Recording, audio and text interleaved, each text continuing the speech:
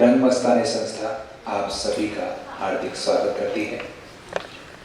आज की संध्या आप देखेंगे नाटक रक्त कल्याण, जिसके लेखक हैं श्री गिरीश कार्नाड। अनुवाद किया है श्री रामगोपाल बजाज ने। प्रस्तुति है रंग मस्ताने संस्था जयपुर की। नाटक शुरू करें उससे पहले आप सभी से विनम्र अनुरोध, कृपया अपने मोबाइल फोन्स स्विच ऑफ कर लें या उन्हें साइलेंट मोड पर डाल लें। एक बार पुनः आप सभी से विनम्र अनुरोध, कृपया अपने मोबाइल फोन्स स्विच ऑफ कर लें या उन्हें साइलेंट मोड पर डाल लें। सभी दर्शकों से निवेदन, कृपया फ्लैश फोटोग्राफी का प्रयोग ना करें। धन्यवाद। आइए देखते हैं नाटक रक्त कल्याण।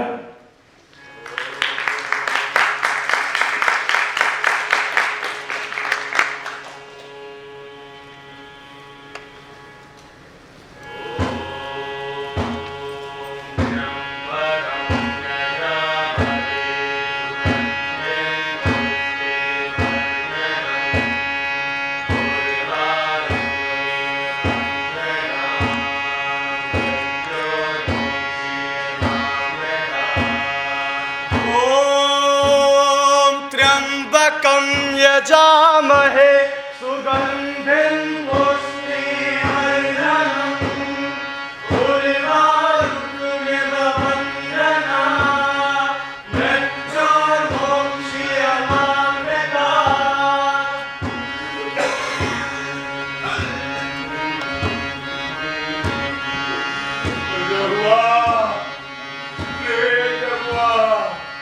किधर है बेटा? घर आना रे, जल्दी आए। बस भी करो, चीख चीख कर गली का बास बना लिया है। अरे है उसे परवाह जो तुम ही हल्कान होने जा रहे हो, पिरा रहे हो। उसको बुलाकर लाओ अभी, कहो उसकी बड़ी जरूरत है। उसके बिना मन घबराता है रे जगदे बाबा। अंबानी, किसी को भेज ना कीजिए। बेचारे बेटा के लिए कैसे छटपटाना देखा नहीं जाता। अरे पर वो मिलेगा कहाँ उनको? गोविंदा कहता है कि भंडार घर के चारों तरफ लोग ही लोग जमा है, कुल 15-20 हजार। कहता है बिटुआ से मिलना तो असंभव ही जाने, और जगुआ को है भी करेंगी। होता तो एक बार झाँक कर तो देखता।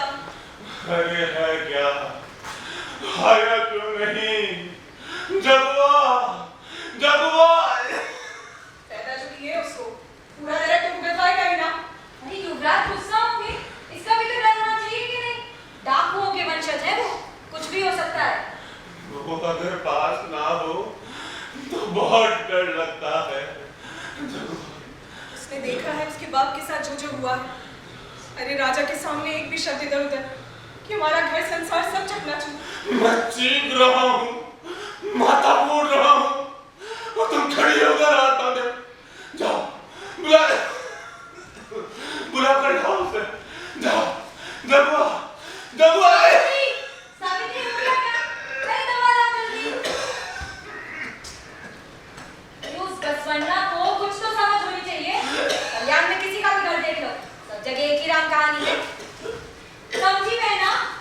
हाँ, बाप बेटा आमने सामने, भाई भाई आमने सामने। अब बसवन्ना को दोष देने से क्या होगा भाग्य? जो नसीब में लिखा उसे भुगतना होगा कि नहीं? अब चल अंदर, घर के अंदर। पगला गए हो तुम? तुमको तो बामन मामले में नहीं आना चाहिए। अरे छोड़, चल दिखाते हैं उनको। तू जा, मैं भी घर जाता हूँ। ये नहीं चलेगा, अंदर आना पड़ेगा। चल बात समझ, बात मान। जगुआ। जा, मैं भी जाता हूँ। देखो तमाशा नहीं, अंदर चलो तो। अरे हद है जगुआ, अंदर बाबूजी तुम्हारा नाम ले लेकर हलकान हो गए और तुम यहाँ खड़े हो हंसी भी लगी कर। आपको उससे मतलब? बड़ी आई हो। अरे आप अपने घर वाले को संभाल कर रखो। ये लड़के, तू कौन है? ये मेरा दोस्त है मल्ली पाऊं। ये वैदिक ब्राह्मणों का घर है। कम से कम आने जाने वाली स्त्रियों के लिए रास्ता छोड़ किनारे तो खड़े हो। अब चौखट पर ही खड़े हो जाओगे हमके दूध बनकर, तो हम क्या करेंगे? ये मेरा घर है और ये मेरा मित्र है। जहाँ जाएगा वहाँ खड़ा होगा। और तुम्हें नहीं पसंद है ना तो तुम मत आया करो। सच कहूँ आना तो नहीं चाहिए, लेकिन तुम्हारी मैया के लिए फिक्र है सो आते हैं। अरे कमाल है, अपनी पत्नी को क्यों भेज दिया मायके? माँ बाप को सताने, और आप चल दिए अपने शरणा दोस्तों के साथ। जगुआ, वहाँ खड़े पड़ा है कि जैसे। चलो भीतर। हाँ मल्ली को बुलाओ। वो आएगा तो ही मैं आऊंगा। नहीं, मैं जाता हूँ। अंदर आ जाओ मली, बिल्कुल अंदर आ जाओ। मालकिन, आप जानती हैं मैं मोची का बेटा हूँ। अरे ये कहता है ये भी नहीं आएगा तो तू नहीं आएगा तो छुट्टी करा लूंगी मैं बाद में घर की। तुम्हारे सामने हाथ जोड़ती हूँ। अरे बाप रे, ऐसा मत करो मालकिन। तो भीतर चलो। हाँ, और इन्हें देखो। अरे यहाँ क्या कोई काला जादू चल रहा है क्या? सुन रहे हो ना तुम सब कान खोल के? हाँ, ये है मल्ली बॉम, करिया मोची का बेटा, और ये मेरे घर के अंदर प्रवेश कर गया है। कर लो अपनी आंखें ठंडी। तुम वापस आ गई। मैंने कहा था मैं भेजूंगा किसी को। मैंने बुला भेजा था तो शंडों के पीछे उड़न छू हो गया। यहाँ हाथ बटाने वाला मेरा कोई नहीं था। अब पड़ोसियों को कितना सोचूं मैं? हाँ, मुझे जाना ही था, तुम्हें क्या पता? अरे मैं नहीं जाता तो कितना गजब हो जाता। अरे जैसे मुझे पता चला कि राज भंडार को खोला जा रहा है, मैं समझ गया है दाल में कुछ काला। अरे राजा बाहर हैं, बसवन्ना बाहर हैं, दोनों में से एक भी ना हो तो ताले को हाथ तक नहीं लगा सकते। ये नियम है। फिर युवराज सुविदेव को यही समय क्यों सूझा? अरे कोई षड्यंत्र पक्का। तुझे ये याद है ना कि तेरा एक बाप भी है, हड्डी पसली तक थका मारता है वो। सो गए। मामले घर घर गए शरणाओं को चेताने के लिए। मैंने गला फाड़ लिया अपना चीख चीख के कि कहीं तो कुछ काला हो रहा है, उठो। लेकिन पहले तो कोई भी नहीं राजा बोला। भंडारी वो बसवन्ना है ना, वो नहीं संभाल सकता क्या अपना काम? मगर वो यहाँ है ही नहीं। सुना नहीं तुमने? वो बनूड़ गए अछूतों को दीक्षा देने के लिए, हमारी ओर करने के लिए। माँ जी, मुश्किल पता है क्या है? बसवन्ना एक बार ऐसी कोनो बात में लग जाए ना तो दूसरे किसी काम के लिए उन्हें बखत ही कहाँ है। और फिर हम आदमी भी भेजते बुलाने तो वो ध्यान थोड़ा ही देते। और उस दिन अगर जगवाना होता ना तो जाने क्या से क्या हो गया होता। हाँ, और सुनो, शरणाओं को समझाने में थोड़ा समय तो लगा, पर जब उठे तो देखने वाली बात थी। अरे पूरे 5000 हमने घेर लिया भंडार का पूरा। अरे ज्यादा कहो, कम से कम 10,000। हाँ, वो बात की बात है जब दूसरी टुकड़ी आई थी। माँ जी, आपको देखना चाहिए था कैसे आपका बेटा 15,000 स्त्री पुरुषों की अगुवाई कर रहा था 4 दिन 4 रात। बहुत बड़ा उपकार किया है इसने, इतनी बड़ी कीर्ति पताका छोड़कर आया है हमारे लिए। माँ मानो भी, मैं जल्दी ही आता था, पसंद ना भी आए सवेरे। आधे घंटे पहले संभाला उन्होंने। वो शहर आए तो सीधे भंडार घर पहुंचे, अपनी चौखट तक नहीं गए वो। और जानती हो सबसे पहले वो क्या बोले? वो मुझसे बोले कि सुना है तुम्हारे पिताजी बीमार हैं, तुम अपने घर जाओ। और मैं अपने घर आ गया। सोचो उस घमासान में इसके बारे में सोचो। अरे इसीलिए लोगों ने नंदी का अवतार मानते। इसमें हजरत क्या है? मलिक, बुला कर लाओ।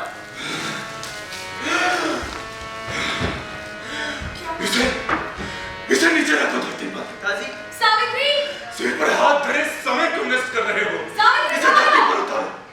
अब घबराइए नहीं पिताजी, मैं आ गया हूं ना। इसे घाट से उतारो, मैं कहीं धरती पर रखो, जल्दी जल्दी उठाओ।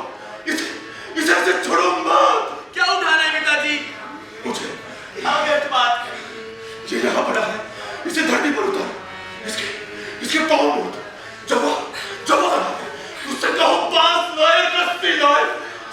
मैं यही हूँ पिताजी।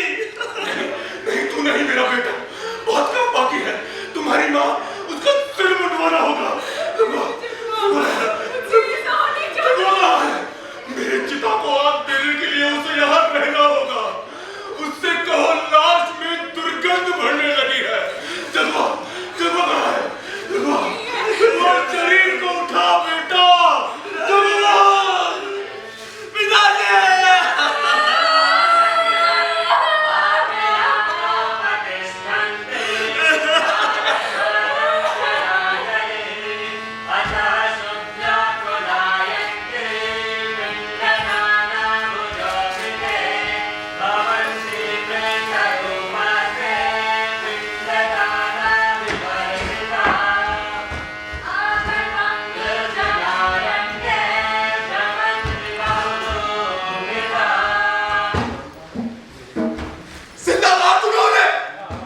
मोटी करके अपने कुत्तों को खिला दूंगा। शांति करो बेटा, तुम शरणार्थी क्यों लड़ना चाहते हो?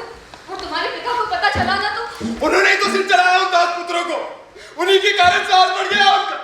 मैं युवराज हूँ कलचुर्य राज्य का, और वो लोग मेरा मजाक उड़ाते। पूरे नगर के सामने मेरे मुंह पर काली पोत दी उन्होंने। सोचो जरा। बैठो यहाँ। नहीं, मैं नहीं बैठूंगा। मानोगे, तुम शरणार्थी छोड़ो अपनी जगह। तुम्हारे पिता जो करते हैं करने दो उनको। ये ना बताएं कि मुझे क्या करना है। अब बहुत हो गया, हर तरफ से सुनना मुझे ही पड़ता है। बस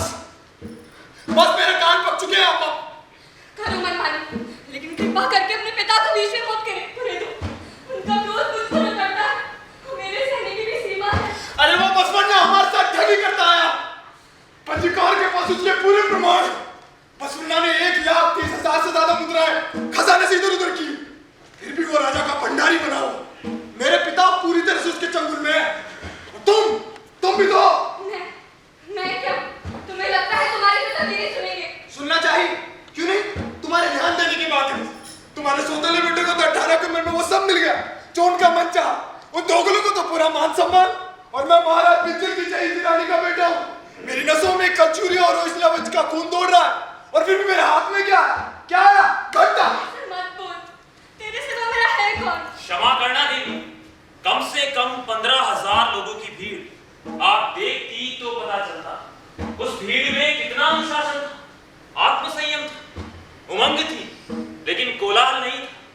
पूरे 4 दिनों तक वे भंडारगर को घेरे रहे।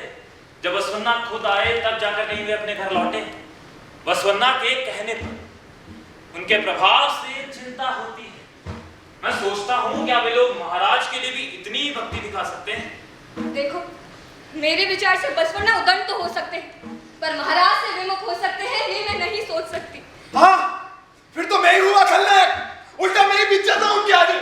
जिस गति से समाचार फैला, सबसे सोच की बात तो यही। निश्चित बात है, हमारे राज दरबार में गुप्तचरों का जाल बिछा। नहीं क्या, युवराज ने मुद्रा भंडार के द्वार खोले और घड़ी बीतते न बीतते शरणों की पूरी सेना खड़ी हुई, बाढ़ की बाढ़। इतने जतन किए तुमने, उस बसवन्ना के खिलाफ कुछ तो प्रमाण जुटे ही होंगे। देवी, मैंने युवराज को पहले ही सावधान किया था। बसवन्ना को उथले पानी नहीं डुबाया जा सकता। मान लिया कि हम अपने आरोप प्रमाणित भी कर दें तो भी क्या, उसके और बड़े अपराध मेरे बीच पे रह जाएंगे। बड़े हाथी को पकड़ना है तो गड्ढा और बड़ा खोदना होगा, ताकि वो उसमें पूरा समा जाए, अपने दांतों समेत। रानी माँ को पाई लगी, महाराज आ गए हैं। आ भी गए, पहले सोचना भी नहीं भेजी। इराका, इराका, इराका को बुलाओ, भगवान के हाथ से पूरा हाथ तक मार तैयार करें, शीघ्र। महाराज ये सब कुछ नहीं चाहेंगे, वो पहले ही ऊपर आ रहे हैं। इराका, इराका। आप जाइए, आप जानते हो उन्हें अच्छा नहीं लगता। छोटे राजा को यही रुकने के लिए कहा है। किस गुप्तचर के बच्चे ने बताया कि मैं आऊं? मुझे जाना ही है। मेरी तरफ से तुम भी कुछ बहाना करते हो। देख रही है मेरे घर में मेरे साथ क्या हो रहा है? मैं जैसे कोई तरतीब कुतिया हूं। कहाँ है वो भौसली कहाँ? यहाँ की बात, वो कुछ भी बोले तू चुप रहना।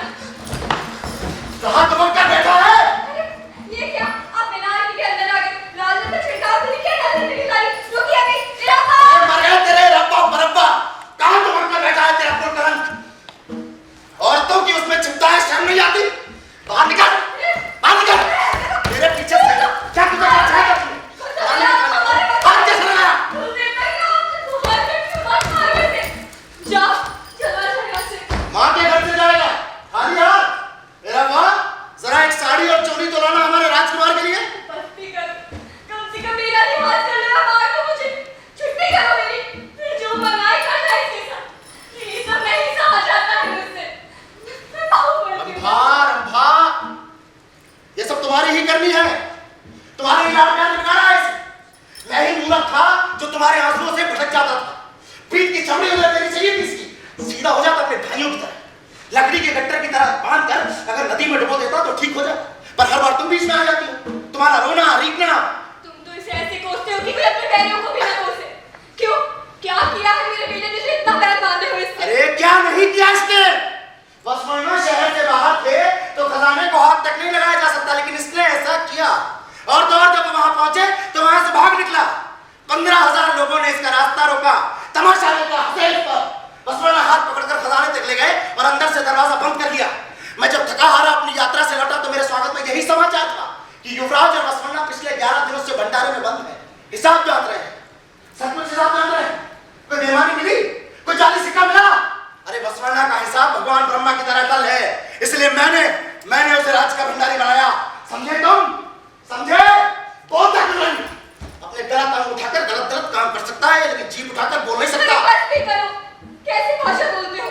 देखो देवी, ये तुम्हारे होइसला खानदान के नेम धेम यहाँ नहीं चलेंगे। मैं कलचुरिया हूँ और जरा सख्त बनाया गया हूँ। मैंने अपने बेटे से एक सवाल किया है, मुझे उसका जवाब चाहिए। तुम बीच में मत पड़ो। बेटा, इस बेटे के लिए तुमने किया क्या है? उम्र हो गई इसकी, रजवाड़े का टुकड़ा भी दिया है तुमने इसको। राज दे दूं इस छछूंदर को, और राज की प्रजा का क्या कुएं बना दूं उन्हें? अरे इतनी अच्छी बहू लेकर आया मैं इसके लिए, उसे संभाल के रखा होता तो इसका ससुर दे देता इसे आधा संसार। उसे तो संभाल के रख नहीं सका। अरे क्या बनना चाहता है? राजा। शोर कैसा है? महाराज, नगर के सारे लोग वसवन्ना को देखने के लिए उमड़ रहे हैं। इन अंधी खोपड़ियों को इतना भी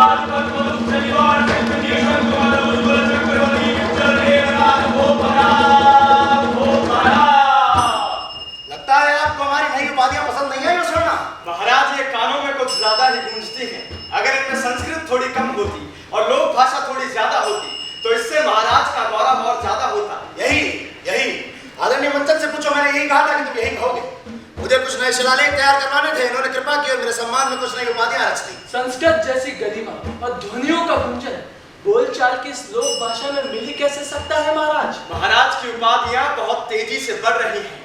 मुझे डर है एक दिन उपाधियां लिखने के लिए पत्थर ही नहीं बचेंगे। साम्राज्य की सीमाओं के विस्तार का इससे अच्छा साधन और हो भी क्या सकता है? हमारे पड़ोसी साम्राज्य चोल वंश के राजा को लोग उनकी कलाओं से नहीं बल्कि शिलाओं से जानते हैं। एक नया शिलालेख और उसके पक्ष में एक नया आयोजन, नए नए युद्ध होंगे, सैकड़ों नई समाधियां लगेंगी जिन पर नवेली विधवाओं और अनाथ बच्चों का रुदन मंडराएगा। महाराज, इन सारी पीड़ाओं को भरने के लिए और धन लगेगा और कर लगेगा, प्रजा का बोझ ही और बढ़ेगा। ये जीवन तो चंचल है बसवण्णा, एक दिन हम सभी को जाना है, किंतु ये शिलालेख युगों युगों तक हमारे सम्राट की गाथाएं गाएंगी, आने वाली पीढ़ियों के नाम। शिलालेखों को पढ़ने वाली आंखें भी तो चाहिए, गाथा गाने के लिए जीभ चाहिए, कंठ चाहिए, अर्थ पैदा करती है चलती फिरती एक काया, ये मानव शरीर। इसलिए इन हार मास के पुतलों की रक्षा हमें सबसे पहले करनी होगी। महाराज, बसवण्णा, आप आया कीजिए। आप आते हैं तो हमारा स्वाद बदल जाता है, छौंक सा लग जाता है। महाराज, ये खजाने की चाबियां हैं, आपने मुझ पर भरोसा किया, ये चाबियां मुझे सौंपी, बड़ी कृपा की महाराज। मगर अब ये भारी लगती है, कृपया कर मुझे इस भार से मुक्त करें। अगर मैंने लेने से मना कर दूं तो मैं इन्हें राजमहल के शिवालय पर चढ़ा दूंगा। बसवण्णा, पिछले 2-1 वर्षों में तुम राजसभा में नाम भर को आए, उत्सव त्योहार आए तो आए, पर मैंने कभी तुम्हारी हाजिरी नहीं पूछी। पूरे राज्य में यही चर्चा है कि राजा और उनके राज सेवक खजांची के बीच में तनातनी का संबंध है, पर मैंने कभी तुमसे खजाने की चाबियां नहीं मांगी। तुमने मेरे राजकाज पर भद्दे भद्दे गीत लिखे, अपने लोगों की सभाओं में नगाते रहे, मेरी हंसी उड़ाते रहे, पर मैंने शब्द नहीं कहा। महाराज, मैंने हमेशा अपनी बात साफ रखी है। मैं राज के भंडारे में काम करता हूँ, राजा को खुश करने के लिए नहीं, बल्कि इसलिए कि खजाने की रक्षा लोगों के धन की रक्षा होती है, और वहां राजा का अधिकार इसलिए होता है क्योंकि राजा लोगों का रक्षक होता है। मगर हाँ, राजघराने के किसी भी सदस्य को यह अधिकार नहीं कि वो वहां आप उठाकर भी देखे। पहले सवाल का जवाब दो बसवण्णा, क्या कोई और राजा इतनी ढील देता, इतनी बर्दाश्त करता? नहीं महाराज, ये मैं मानता हूँ, मैं महाराज का एहसानमंद हूँ, आपने इतना स्नेह जताया। चलो छोड़ो, सब बचपना था, भूल जाओ। और वैसे भी मेरा बेटा तो है ही मूर्ख, अगर तुम कहो तो उसके हाथ पैर बंधवा कर तुम्हारे पैरों में हाजिर कर दूं। नहीं महाराज, मैं छोड़ना चाहता हूँ। इसका दोष सिर्फ राजकुमार को नहीं दिया जा सकता।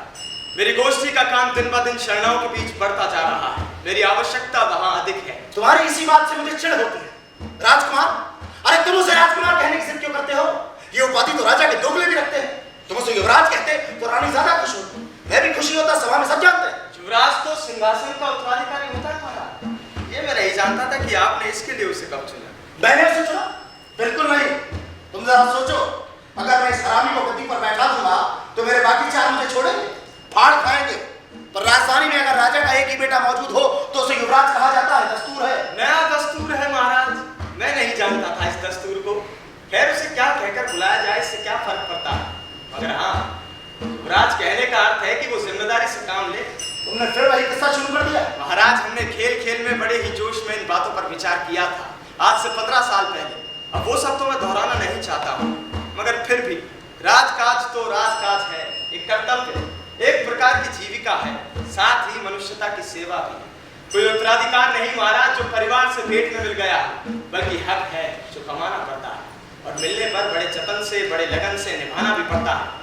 राज्य अधिकार की जड़ें तो मनुष्य के गहरे विश्वासों और आस्थाओं से फूटती है महाराज। मैं जानता हूँ आदरणीय मंचन, एक बार की बात है, यही कोई 15 साल पहले मैं मंगलवाड़ में चालुक्यों का सामंत था। चालुक्यों का सामंत होना मैं समझता था कि अपना तो जीवन धन्य हो गया। तभी मेरी भेंट हुई बसवण्णा से। तब ये रहे होंगे कोई 20 बरस के, पर इनका कायिक दर्शन पूरी तरह तैयार हो चुका था। राजा जन्म से राजा नहीं होता, दायित्व से होता है, योग्यता से होता है। अचानक मैंने मनी मन सोचा है, बिल्कुल सही बात है, मैं राजा का काया अच्छे ढंग से निभा सकता हूँ। कल्याण की गद्दी पर जो मूर्ख बैठा है, मैं उससे अच्छा चला सकता हूँ। तो बस मैंने उसकी छुट्टी कर दी और मैं खुद राजा बन गया। अगर बसवण्णा नहीं होता तो मैं सोच भी नहीं सकता था। मैं नहीं जानता महाराज, मैं अपने शब्दों का इस प्रकार खुद अर्थ निकाल पाऊंगा या नहीं, लेकिन चिंता इसलिए होती है कि इसी सिद्धांत को आप अपने बेटे पर लागू नहीं करते। हाँ, क्योंकि वो बेटा है मेरा। बेटा, बेटे का मतलब समझते हो तुम? अरे तुम क्या समझोगे बेटे का मतलब? बसवण्णा, इस कल्याण नगर में 1,96,000 लोग रहते हैं जो हर रोज सूर्यास्त के बाद तुम्हारे नाम का दीपक जलाते हैं। जानते हो, क्योंकि तुमने उन्हें जीवन दिया है, विचार दिया है। वो सब जानते हैं कि तुम्हारा एक बेटा है, पर वो बेचारी जान कहाँ है, किस हालत में है, उसमें से आधे लोग भी नहीं जानते। कैसे बाप हो तुम बसवण्णा, कैसी अनाथ जिंदगी दी है तुमने अपने बच्चे को। अरे कुछ तो सोचो या शास्त्र पढ़ो। आदमी कमाता है, धन हो, साम्राज्य हो, दिन रात एक करता है, किसके लिए? एक बेटे के लिए। एक बेटा ही है जो अंत में रह जाता है, वही है जो अंत में तुम्हारी आत्मा को अमर कर देता। बेटा ना हो तो भाई भतीजे हो, दामाद हो, पर बेटे के बदले बेटे की जगह बेटा ही होता है। बस वरना दैहिक संतान, दैहिक माता पिता, हम शरणाओं के लिए इसका कोई महत्व नहीं महाराज। असली जन्म तभी होता है जब एक गुरु ज्ञान मार्ग की दीक्षा देता है। ये तुम्हारा विश्वास है। जब तुम छोटे थे तो जनेब के धागे को तोड़कर भाग जाया करते थे। भिखारियों, राहगीरों, जंगली बिटवारों के बीच बड़े हुए हो तुम। तुम्हारे लिए घरबार का कोई मतलब नहीं, जात पात का कोई मतलब नहीं, लेकिन तुम ये कैसे कह सकते हो कि तुम्हारे लोग भी तुम्हारी तरह सोचते हो? सुनो वसरना, ये एक पक्की परिपाटी है। इसमें भाई बहन होते हैं, चाचे चाचियां होते हैं, भतीजे भतीजियां होती हैं। इन सभी सुरक्षित संबंधों को तोड़कर अगर तुमने सचमुच शरणाओं को जात पात विहीन इस छोटे समाज में भटकने को छोड़ दिया तो वो सूखी रेत पर मछली की तरह बूंद बूंद को तरसेंगे, गांठ बांध लो, मर जाएंगे। तुम खजाने की देखभाल नहीं करना चाहते तो ठीक है, दे दो चाबियां। संबंधों से कुछ नहीं होता है महाराज, बल्कि आप उसे कितना अर्थवान बनाते हैं महत्व इसका होता है। राजकुमार ने मेरे लिए क्यों जाल बिछाया था ये मैं जानता हूँ, लेकिन वो असफल रहे, अफसोस है। मगर वो मूर्ख नहीं है महाराज, वो आपके स्नेह का, आपके ध्यान का भूखा है। उसे अपने पास बैठाइए, उससे बातें कीजिए। ऐसे ब्राह्मणों के बच्चे बड़े होते होंगे वसरना। वो क्षत्रिय है, राजपूत। उसकी एक ही समस्या है कि उसने अभी चाबुक का स्वाद ठीक से चखा नहीं है। लेकिन छोड़ो, मेरे बेटे की बातें बहुत हुआ, और तुम्हारे कोई भक्तों की बातें करें। महाराज कलप्पा, बुलाओ उन्हें। सबसे पहले महल के चाकरों से शुरू करें, वर्षों से जानते हैं आपको। बसवण्णा, बसवण्णा, बसवण्णा, बसवण्णा हम पर कृपा करो, बसवण्णा हम पर कृपा करो। ये सब क्या है? क्या करने का है बसवण्णा? माफ कर दो, माफ कर दो बसवण्णा। हम क्या जाने आप इतने बड़े महात्मा हैं। ये क्या कह रहे हैं आप? जमाना हो गया हमारी शादी को बसवण्णा। 4 बच्चे हुए, चारों मर गए जन्म से। एक को तो बसवण्णा,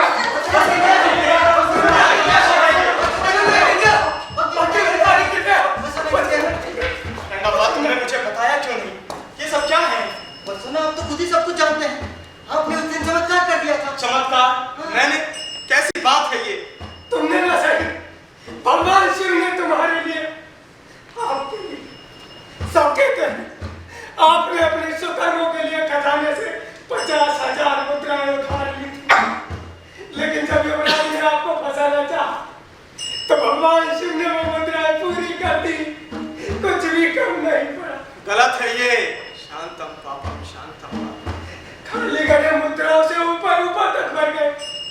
हमने अपनी आंखों से देखा, पात्र को हिला हिला कर मुद्रा के लिए जगह करनी पड़ रही थी, और मुद्राएं बरसती ही रही, बरसती ही रही। तुम्हारे कहने का अर्थ है कि खजाने से मुद्राएं मैंने चुराई? नहीं, ये मतलब नहीं। आपने अपने लिए, शरणाओं को खिलाने के लिए, उनकी अंजलि भरने के लिए, अपने खर्च के लिए नहीं, धर्म कार्य के लिए। तो राजकुमार सही है, मैं चोर हूँ। नहीं नहीं, ऐसा मत कहिए। आप जैसे महात्मा पर लांछन लगाइए, बदनामी करिए, तो हमारी विरोध में क्या पड़े?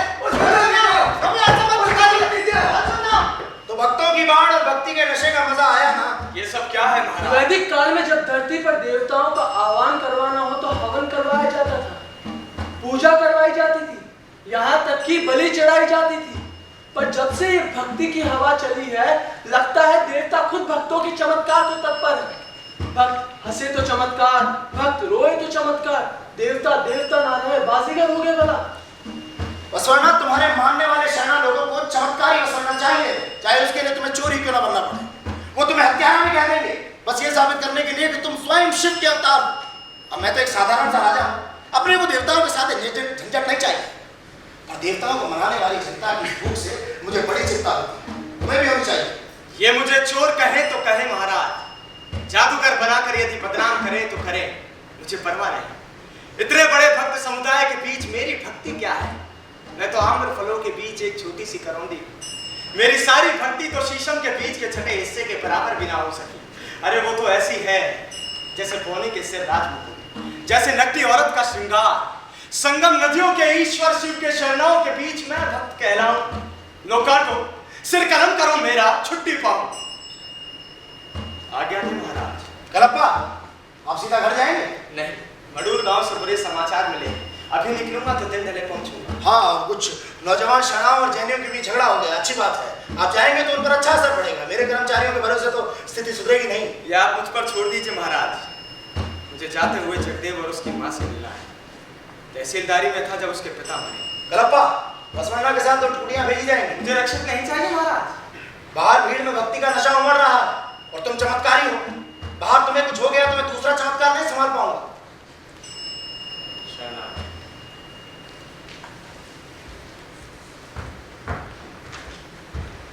ये क्या महाराज, आप इस तरह युवराज को दोष नहीं दे सकते। बसवन्ना के घर को देखे तो बिल्कुल नहीं।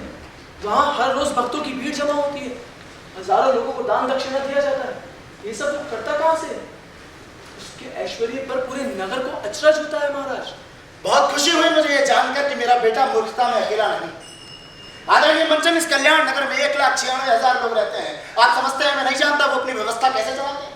उनके घर में एक पैसा कहाँ से आता है और कहाँ जाता है मैं सब जानता हूँ।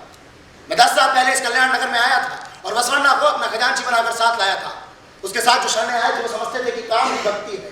उनका कायक केवल पेशा नहीं, धंधा नहीं, बल्कि धर्म है। इसलिए हर शरणा सिर्फ एक दिन की रोजी कमाता है, उससे ज्यादा नहीं मानता। मुनाफे को घृणा से देखता है तो ये मुनाफा जाता कहाँ? आदरणीय मंचन, आप नहीं जानते कि बसवन्ना को मेरे साथ छल करने की कोई जरूरत नहीं। धर्म और अर्थ दोनों विपरीत दिशाओं में भी चल सकते हैं। मेरा बेटा मूर्ख है, वो भी ये नहीं जानता। गलप्पा, क्या लोग काफी जमा हो गए? चले, दर्शक सभा में चलने का समय हो गया क्या? जमा हो गए महाराज, अभी जा चुके हैं बसवन्ना के पीछे पीछे। सभा में मक्खी मारने के लिए भी कोई नहीं।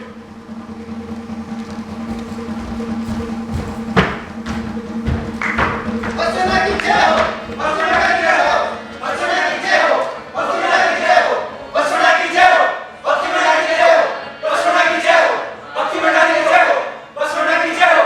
मैं आप लोगों के आगे हाथ जोड़ता हूँ, कृपया कर मेरे पीछे पीछे इस प्रकार मत आइए।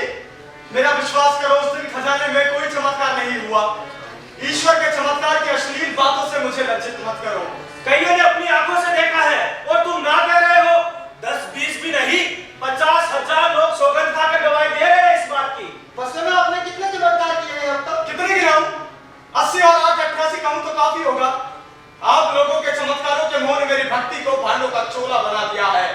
तार तार कितने कैबंद लगा, कैसे अपनी लज्जा छिपाऊं? आप बातें बसवन्ना की जय हो, बसवन्ना की जय हो,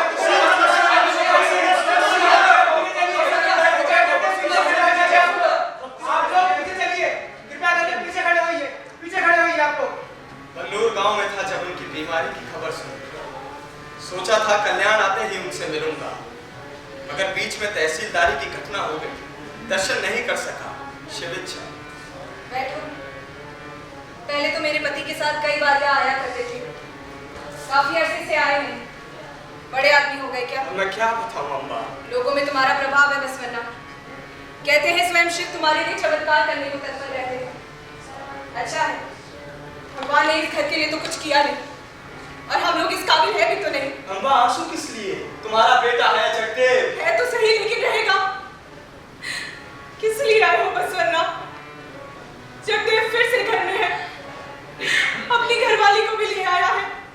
लक्षण देखकर लगता है घर गृहस्थी में लग जाएगा। ये दिन दिखाने के लिए उन्हें जाना पड़ा। फिर से ले जाने आए हो क्या उसे? हाथ जोड़ती हूँ बसवन्ना, आज की श्राद्ध पूजा हो जाने दो, चूल्हा चौका हो जाए, फिर करना तुम्हारे मन में जो आए। तो आप चाहती है मैं यहाँ से चला जाऊं? शुभेच्छा। ब्राह्मणों को दक्षिणा मिल चुकी है, वे प्रस्थान करना चाहते हैं। यहाँ किसी को नहीं होना चाहिए। सपिंडीकरण पूरा हो गया है। जिन ब्राह्मण देव ने मृतक आत्मा को अपने पर धारण किया है, वे प्रस्थान करना चाहते हैं। किसी बाहरी व्यक्ति की दृष्टि पर नहीं पड़नी चाहिए। अब शकुन होता है। अब शकुन मुझे नहीं सताते। ठीक है।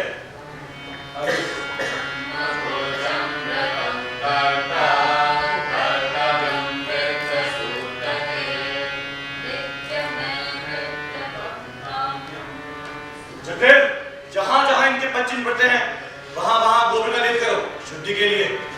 बसवन्ना, आप जाइएगा नहीं, मैं गया। बसवन्ना की जय हो, अपनी भंडार की जय हो, बसवन्ना की जय। मृतक के संस्कार हो रहे हैं इस घर में, आपको अपनी भाग्य दिखाने के लिए ये स्थान मिला था।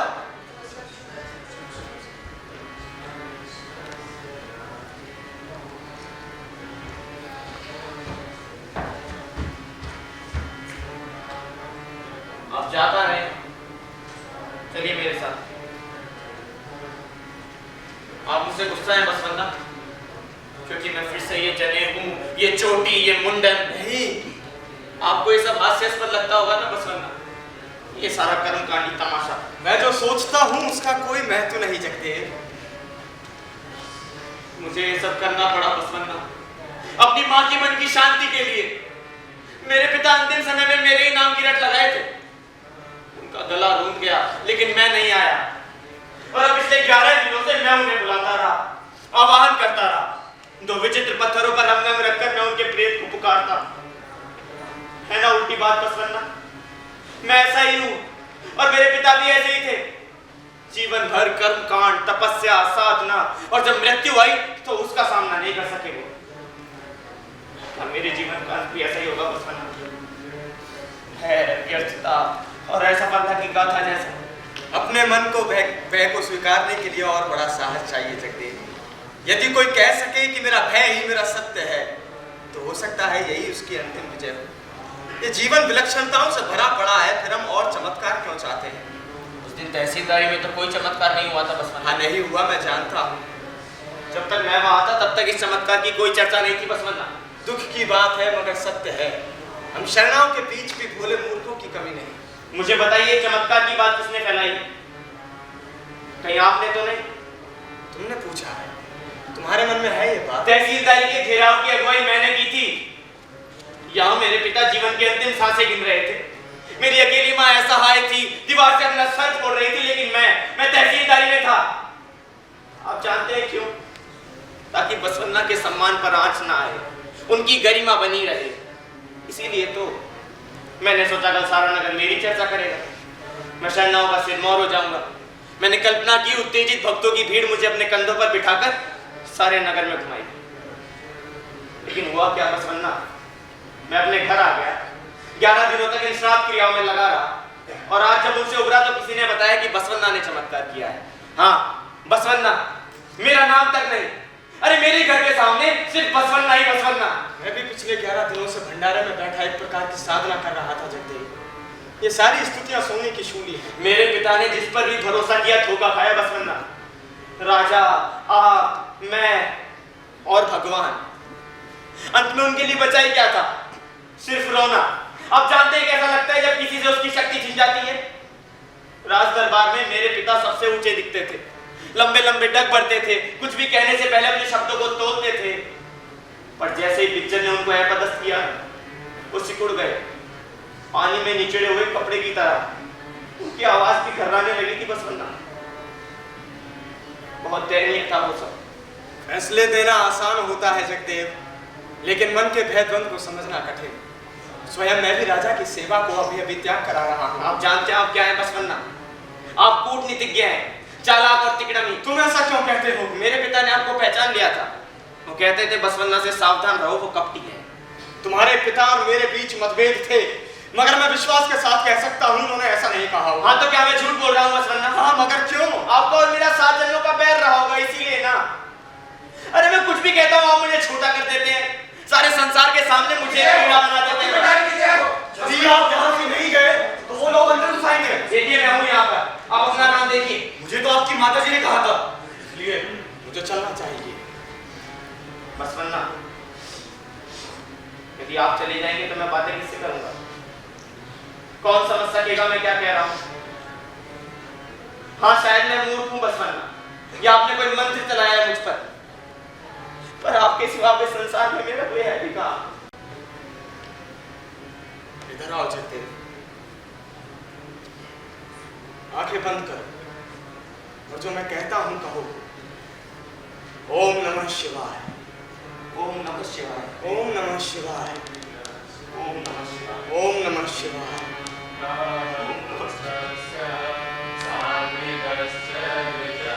आप मुझे इतना सताते हैं बसवन्ना कि मेरी आत्मा बिलखने लगती है।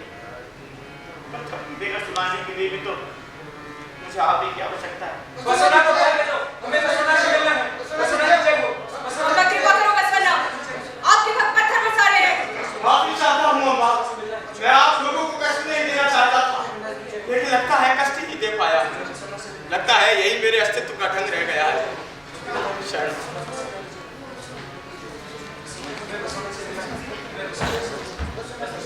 चलिए शेर, सब कुछ तो आसानी से निपट जाएगा। राज के संस्कार में जो भी पदार्थ लाया गया है उसका उपयोग फिर नहीं होना चाहिए। लकड़ी, बर्तन और बची हुई सामग्री में से जो कुछ जल सकता है जला दो।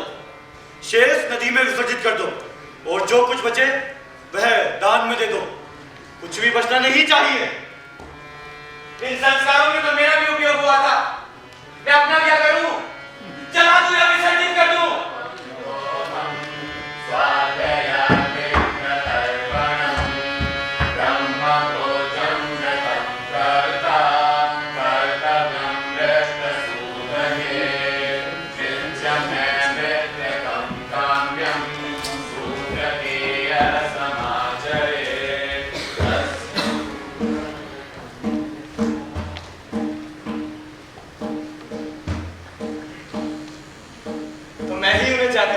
अरे नहीं, बसवण्णा वहां जाएंगे, तलवार से मक्खी मारे।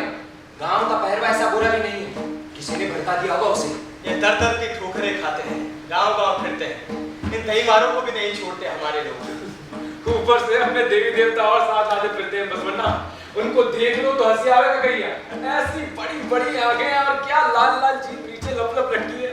बसवण्णा, इन्हें अपने धर्म में ले लो, अच्छा रहेगा।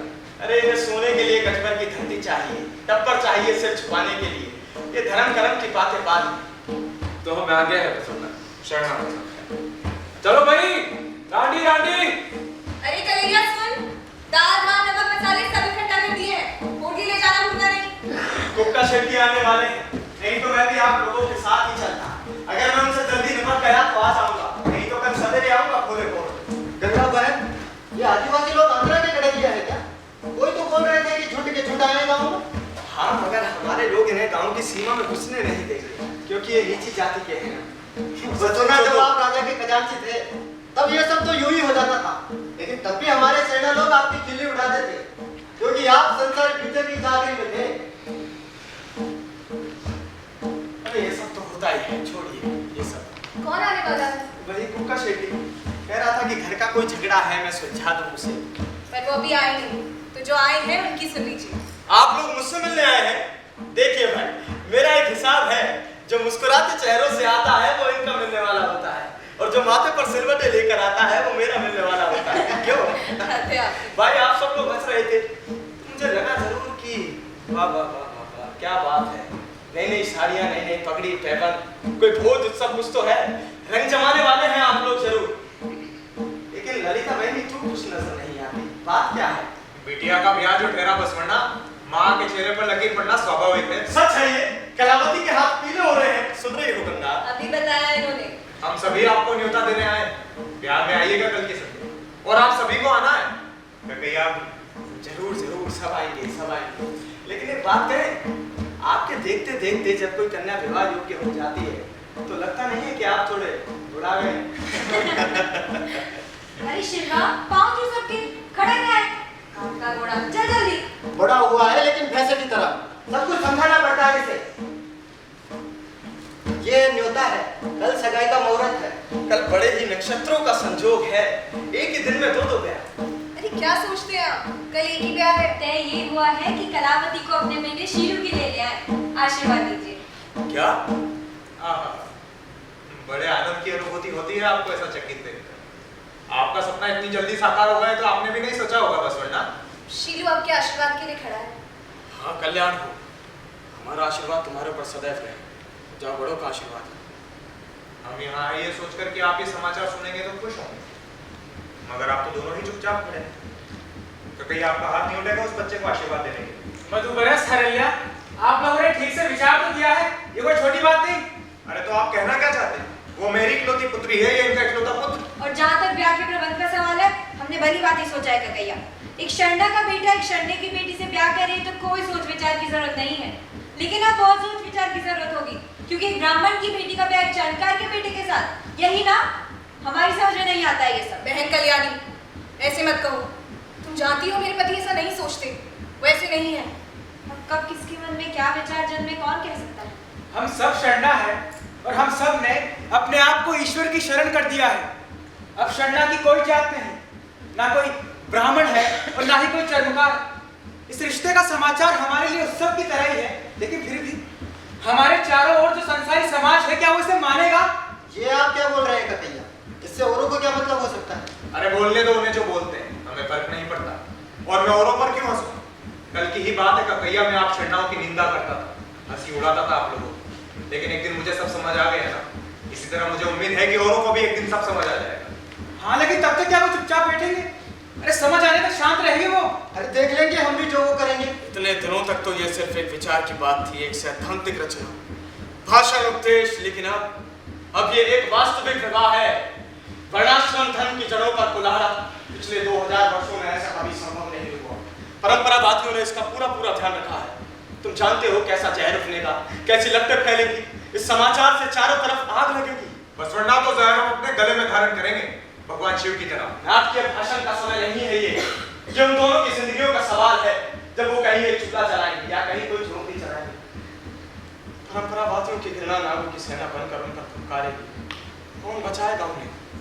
अभी से इसका प्रबंध कर लिया जाए तो अच्छा है, बाद में हाथ मलोगे। तो आप नहीं चाहते ये विवाह हो, आप चाहते हैं कि ये विवाह रुक जाए।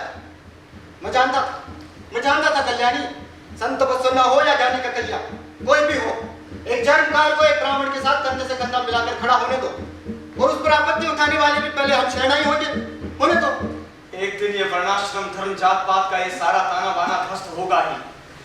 हर कोई अपने आप को एक मनुष्य मानेगा, एक भक्त की तरह, एक शरणा की तरह। ऐसा होगा, मगर अभी हमें बहुत संघर्ष करना है, बहुत दूर चलना है, लक्ष्य बहुत दूर है। शंकराचार्य जैसे युधिष्ठिर ने कहा है, संसार माया है, ब्रह्म सत्यम जगन मिथ्या। और फिर वही व्यवहारिक जीवन में मनुस्मृति को मान्यता देते हैं। ब्राह्मण ऊंचे हैं, शूद्र नीचे हैं, इतना ही काफी नहीं है। यदि शूद्र जाति में जन्मा कोई वेद विद्या पाने की कोशिश भी करे तो उसके कान में पिघला हुआ शीशा डाल दो, उसकी जीभ काट लो, जिससे कि वो ज्ञान मार्ग पर पांव भी न धर सके। परंपरा बनाने वालों के ऐसे विचार, इस परंपरा में कितनी गहरी हिंसा छिपी है। तुम जानते हो, धर्म के नाम पर कुछ लोग कुछ भी कर सकते हैं। यदि वही होना है तो होने दीजिए। शिवयोग की वेदी पर मेरी बेटी का बलिदान होगा, होने दो। मधुमरस बलि, तुम जानते हो तुम क्या कह रहे हो, जीते हुए की किसी को इसका अधिकार नहीं, किसी को नहीं। और फिर तुम तो भक्त हो, ईश्वर और आत्मा के संबंध को, लिंगन को जानते हो, मानते हो। भाई मधुमरस, ये बलि जैसे शब्द ये ब्राह्मणों को शोभा देते। अरे युगों युगों से हमारी बेटियां उच्च जात की वासना पर बलिदान होती रही है। जात और कर्म की वेदी पर हमारे बेटे भी बलि चढ़ते रहे हैं, अब और बलि नहीं चढ़ानी हमें। शील क्या कहता है? वो क्या कहेगा? वो तो वही करेगा जो हम बड़े कहेंगे। उसकी तो अभी मसे भी नहीं भीगी, वो जानता ही क्या है। हाँ, लेकिन सब कुछ का सामना तो उसे करना होगा। शील, बच्चे बताओ कि सम्मत तुम्हें स्वीकार है? उधर क्या देखते हो, मेरी तरफ देख। हाँ बोलो शील, मैं ये ब्याह नहीं करना चाहता। शीलू, पता नहीं तुझे तू क्या बोल रहा है? ऐसा क्यों कहते हो? कलावती अच्छी नहीं लगती? शिव शिव, ये क्या कह रहे हो? ऐसी बात नहीं है, वो तो ऐसी है जैसे सुकुमार। तो फिर वो मैंने माँ बाबू को बता दिया। हमें बताओ, डर काहे का है? मैं उसे तकलीफ में नहीं देखना चाहता, उसकी जिंदगी खराब हो जाएगी। वो सब उसे चिढ़ाएंगे, शर्मकार की ब्राह्मणी, शर्मकार की ब्राह्मणी। कौन चिढ़ाएंगे? हमारी गली के बच्चे। कौन? शरणाओं के बच्चे? हाँ बाबा। और एक बात और, मुझे अपना काम भी नहीं छोड़ना। अब भला जूतियां बनाने में बुरा क्या है? हाँ सही बात, काम क्यों छोड़ोगे? किसने कहा? किसी ने कहा नहीं, मगर कलावती को चमड़े की गंध सहन नहीं होती। वो जब भी किसी चर्मकार के ठिये के पास से निकलती है या कोई चमड़ा धूप में सूखा हुआ रहता है तो अपनी नाक बंद कर लेती है। वो कोशिश करती है कि मैं ना देख सकूं, मगर बाबा मैंने देखा है। अब ऐसे में वो अपनी पूरी जिंदगी मेरे साथ कैसे काट लेगी? अरे उसे आदत हो जाएगी, और कैसे? बसवण्णा, मैं कब से चुपचाप सुन रही हूँ, अब और नहीं। शील हीरा है, हीरा। सारे ब्राह्मणों में नहीं मिलेगा ऐसा लड़का। इतना कोमल, इतना समझदार, इस उम्र में कितने देखे हैं ऐसे। लेकिन वो ठीक कहता है। क्या? हमारी बेटी ब्राह्मण मोहल्ले में पली बड़ी, जहाँ जूतियां तक नहीं लाई जाती, चमड़े की गंध तो दूर। और वो क्या करेगी? मरे भैंसे की खाल खींच सकेगी, वो चमड़ा डाल सकेगी? बहन ललिता, हम चमकार हैं, खाल नहीं उतारते और चमड़ा भी नहीं कमाते। वो काम डोम और दुसाद का है, हमें तैयार चमड़ा मिलता है। माफी चाहूंगा, ये काम हमारे लिए बिल्कुल नया है। इसे पता नहीं किसका पेशा क्या है, बस बोल गई। अपनी चमड़े की जीभ रोको तुम जरा। रोकूं कैसे? बसवण्णा, मैं चुप कैसे रहूं? मेरी बेटी के जीवन भर का प्रश्न है। अब कैसे बताएं आपको? इतनी कोमल नाक है इसकी, आरती में तो फूल की बातें जलती है तो उसकी सुगंध से इसके सिर में दर्द होने लगता है। सच बसवण्णा, जब भी उनकी गली से लौटती है उल्टियां करती है, सारा दिन पड़ी रहती है। और अपनी जुबान को लगाम दो।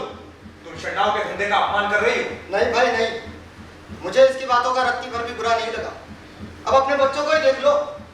मैं और मेरी घरवाली हमने शरणा धर्म स्वीकार किया, मांस बंद, मदिरा बंद। अब बच्चे पूछते हैं कि हम पुराना चमड़ा ही क्यों काटते रहे, लेकिन इनको क्या पता है कि हमारे पास इस चमड़े के अलावा धराई क्या है। यदि मेरा बेटा कटाई बुनाई करना भी चाहे तो क्या जुलाई उसे जगह देंगे या वो कुमार लोग अपनाएंगे उसे? हम चरमकार हैं, नगर के बीचों बीच अपना खुद का मोहल्ला बसा सकते हैं, लेकिन फिर भी हमारी ये हालत है।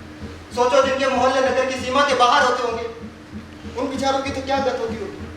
भाई हरण्या, जो तुम्हारी माँ ने कहा वो भी बता दो इन्हें। उसकी माँ ने क्या कहा?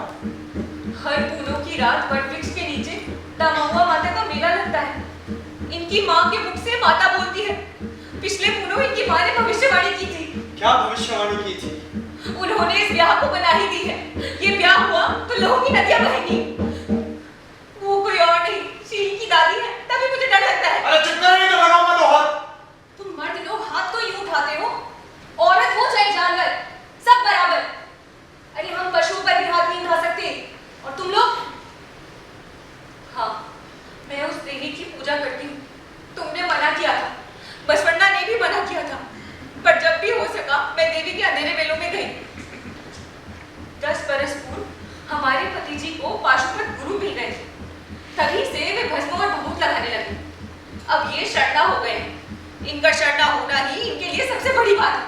जहन्नुम में जाए दूसरों का सोचना इधर क्या? अरे कसम से कहता हूँ, मैंने ये सब भले के भरोसे किया है, तुम्हें तो पता ही है। वाह ये भरोसा। बहन गंगा, मैं बताती हूँ, हमने शरणाबंध धारण ही किया था।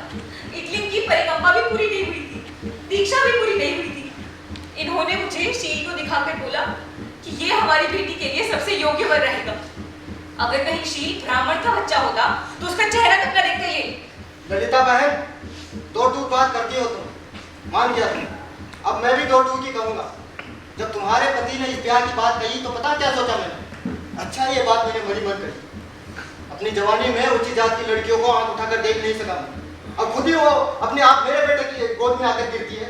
अच्छा, फिर बाद में मुझे अपनी इस बात से घृणा भी हुई, लेकिन झूठ कैसे कहूँ, मन में संतोष की चमक कुछ ज्यादा थी।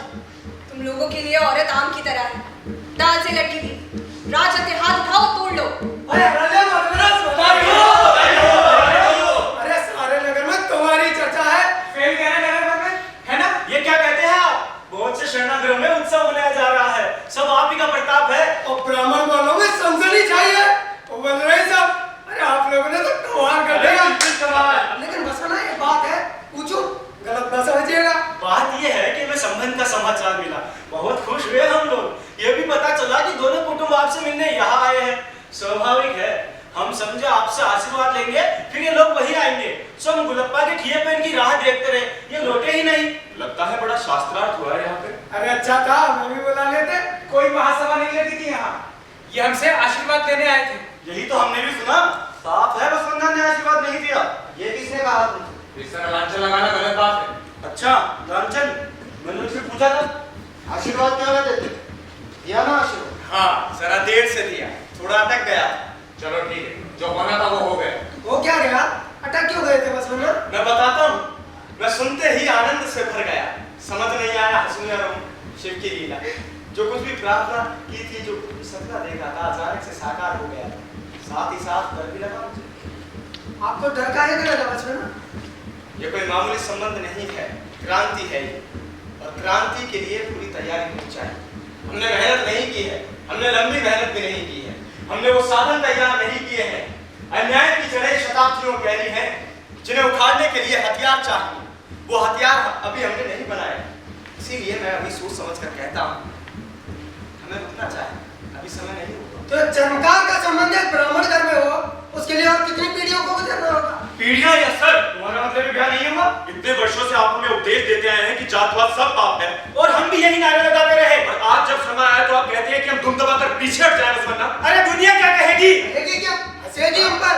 ये कोई सैद्धांतिक समस्या नहीं है, ये जीते जागते हार्ड मास वाले मनुष्यों का सवाल है, उस लड़के का सवाल है, उस बच्ची का सवाल है। दुनिया क्या सोचती है इससे कोई लेना देना नहीं, हमें वही करना चाहिए जो हमें ठीक लगे। एक बात कहूं, कल पूरे समाज की सभा कर दो, इस समस्या को सुलझाना ही होगा। बिल्कुल ठीक, यहाँ जितने मौजूद है काफी नहीं है, कल पंचायत में तय होगा जो होगा। नहीं क्यों? आप क्यों नहीं चाहते कि हम सारे भाई बंधु मिलकर विचारें? शीलू और कलावती का विवाह हो या नहीं ये उनके परिवारों पर है। वो यहाँ आए, हमसे पूछा, मैंने और कन्हैया ने राय दी जो हमें ठीक लगी, अब फैसला वो करेंगे, उन पर किसी भी प्रकार का दबाव डालना अनुचित होगा। सुनना महाराज आए।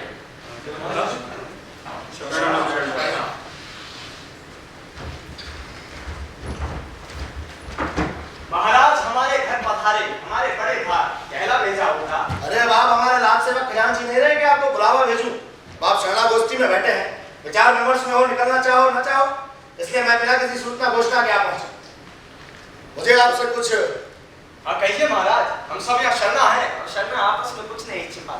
आप सब भक्त जाति के, आप में आपस में कोई भेद नहीं, पर हम राजा इतने भाग्यशाली नहीं होते। हमें चलना चाहिए, संध्या आरती का समय हो गया। शरणा शरणा। बहन रमा कैसी है? क्या कहा जाए, ठीक है, इलाज चलता रहता है, तो एक दिन ठीक हो जाती है, फिर वही दर्द शुरू। आप विराजिए मेरा सलाह। नहीं रहने दीजिए। अब महाराज इतने वर्षों बाद हमारे घर पधारे हैं, दाहिनी मत कीजिए। अब आप तो जानते हैं महलों की हालत, हर तरफ कान कान कान। आपके घर तो नहीं पहुंची बीमारी अभी? जहाँ दरवाजे बंद होते हैं महाराज, वहाँ काम खड़े हो ही जाते हैं, इसलिए देखिए हमारे यहाँ तो एक ही दरवाजा। मैं दरबार से महल की तरफ जा रहा था, मुझे रास्ते में ब्राह्मणों का एक झुंड मिला, चीखते चिल्लाते छाती पीटते शोक मनाते। ब्राह्मणों को कम ही देखा, लेकिन जब वो तय करके आते हैं तो रोने कलपने में उनका कोई जवाब नहीं। रोने कलपने वाली कौन सी बात है? अरे सीधा ये देखने आने वाला था कि तुम्हारा सिर तो नहीं फिर गया, फिर पता चला कि तुमने आशीर्वाद नहीं दिया। मुझे सांस आई, पर फिर भी तुम्हारे शरणाओं को भरोसा नहीं किया जा सकता, इसलिए मैं ही यहाँ पहुंचा। महाराज मधुवर्ष नाम का एक शरणा है जो अपनी बेटी का विवाह हल्या नाम के दूसरे शरणा के बेटे से करना चाहता है। अब इस विवाह को रोकने वाला मैं कौन होता? मैंने नहीं रोका। तुमने नहीं रोका, ठीक किया। तुम रोकते भी कैसे? इतने वर्षों से तुम जात पात का विरोध करते आए हो, जात प्रथा को तोड़ दो यही समझाते आए हो। अब अंतर जातीय विवाह को तुम रोक ही कैसे सकते हो? तुमने नहीं रोका, तुमने तो बस अपना हाथ रोक लिया। अब शकुन हो गया, विवाह अपने आप रुक गया, ठीक? महाराज इस विवाह को रोकना मेरे हाथ में नहीं है। अरे विवाह रुका कि नहीं, मुझे बस ये जानना है। जहां तक मैं जानता हूं, नहीं रुका। तुम इस तरह तो नहीं सजा सकते वसंत। इसका मतलब 15 साल तक जो लोग तुम्हारी अगुवाई में रहे, तुमने बस उनकी एक नहीं सुनी, तो ये सुंदर तुमसे अलग हो गए। तुम्हारे ही चेले तुम्हारी बात नहीं सुन रहे वसंत। मेरा कोई चेला नहीं है महाराज, मेरी बात मानने को कोई मजबूर नहीं। अच्छी बात है, जो तुमने नहीं किया उसे मैं कर दूंगा, मैं इस बात को मना भी कर दूंगा। महाराज लेकिन अच्छी तरह जानते हो ऊंची जात वाले इसे बर्दाश्त नहीं करेंगे। विवाह के मतलब में घमासान हो जाएगा, कल्याण की सड़कों पर लाशें मिट जाएंगी, लाशें। बाप किसी का प्रायश्चित कोई और करे, चिड़ियों के पंख जला दो क्योंकि सांपों को उनकी उड़ान से ईर्ष्या होती है। वाह, ये विवाह नहीं होगा, समझे तुम? और ये मेरा आदेश है, मुझे इस पर कोई तर्क नहीं चाहिए। तो महाराज एक आखिरी बात मेरी भी सुन लीजिए। यदि राजा इस विवाह को रोकेगा तो मैं राजमहल के सामने बैठकर धरना दूंगा, और जब तक बैठा रहूंगा जब तक राजा आदेश वापस नहीं ले लेते, बैठा रहूंगा। अवश्य बैठो, अवश्य बैठो। मैं कहता हूँ अकेले क्यों बैठते हो? अपने सेनाओं की टोली के साथ बैठो, डरा किधर है? महाराज मैं डरा नहीं रहा, मैं किसी को साथ लेकर नहीं आऊंगा, लेकिन हो सकता है कि कुछ लोग अपने आप चले आए। क्या क्या मतलब क्या है तुम्हारा? बस वरना तुम ये मत सोचना कि इस गद्दी पर मैं बस अपने बाल नोचने के लिए बैठा हूँ। 16 साल तक तुमने मेरे साथ काम किया, पर तुम समझ नहीं पाए मुझे। तुम और तुम्हारे ये शरणे समझते क्या है कि कल्याण नगरी तुम लोगों से भर गई है, तो जब चाहोगे जैसे चाहोगे राजा की बाहों में उड़ दो, उसे धक्का दे दो। अरे मैं पिक्चर हूँ, कोई और नहीं। शहना शहना हद है तुम लोगों की। अगर एक बार तुम लोगों ने मुझे छेड़ा तो सारा वो घटना की तरह मसल कर बाहर फेंक के लाया है। औषधि लाऊं क्या आपके लिए? कैसी औषधि? आपके कानों के लिए। अब महाराज को इतनी छोटी सी जगह में इतना ऊंचा ऊंचा बोलना पड़ रहा है, तो आपके कानों का तो इलाज होना चाहिए ना। क्षमा करना बहन जी, अगली बार जब फुसफुसा कर कह दिया करूंगा, वो तो ठीक रहेगा। काली मिर्च के साथ पीजिए महाराज, इस वक्त आपकी गले के लिए सही रहेगा। तुम और तुम्हारे शहनाओं के लिए मैं अकेला काफी हूँ, पर तुम्हारी स्त्रियां बस यहीं मेरे हथियार छूट जाते हैं। लेकिन सुनो बहन, मैं जब भी कहीं जाता हूँ और मुझे पीने के लिए कुछ दिया जाता है, तो मैं उसकी सबसे पहली बूंद सलप्पा के गले में डालता हूँ, ये देखने के लिए कि इसे पीने के बाद कहीं ये कुत्ते की तरह छटपटाने तो नहीं रहेगा। लेकिन आज तुम्हारे घर में सबसे पहले मैं पीता हूँ। मैं और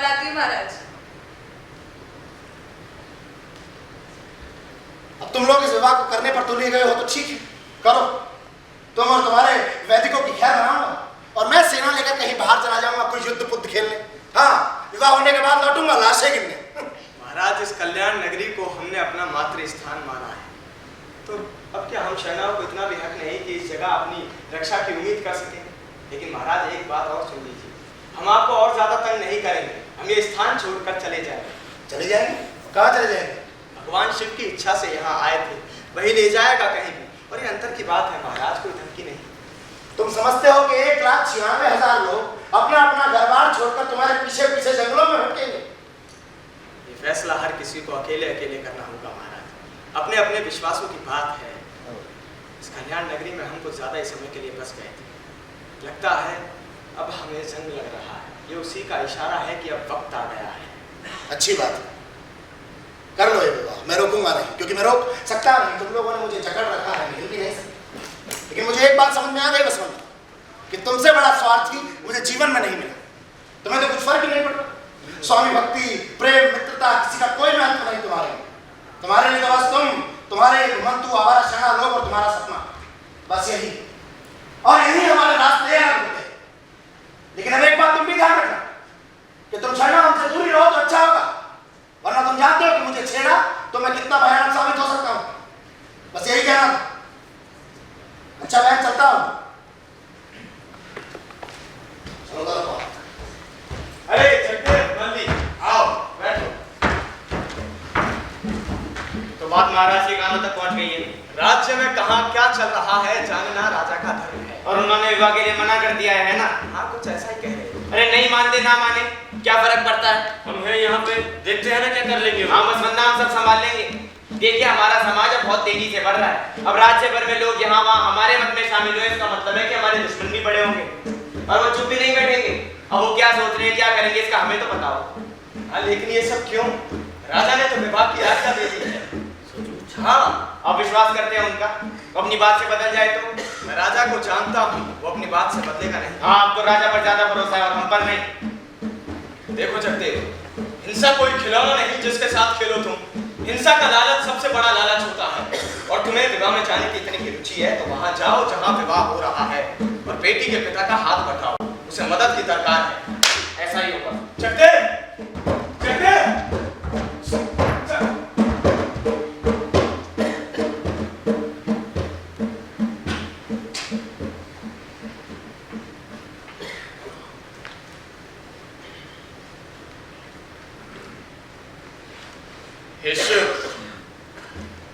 सृजनहारे, मैं ये ना सुनूं कि यह मनुष्य किसका है, मैं यही सुनूं कि यह मनुष्य, ये आदम, ये मानव हमारा है तो हमारा है। और संगम नदियों के महादेव, मुझे भाव दो, मुझे लगे मैं तो तुम्हारे घर आंगन का चूहा। बांधो, बांधो है महादेव, बांधो।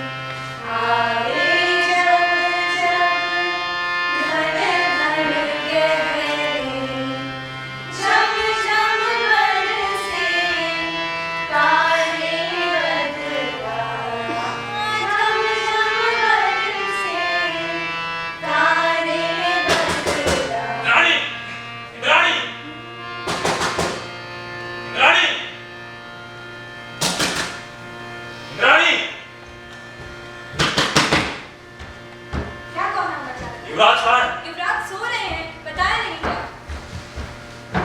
पानी की कागज बनाओ।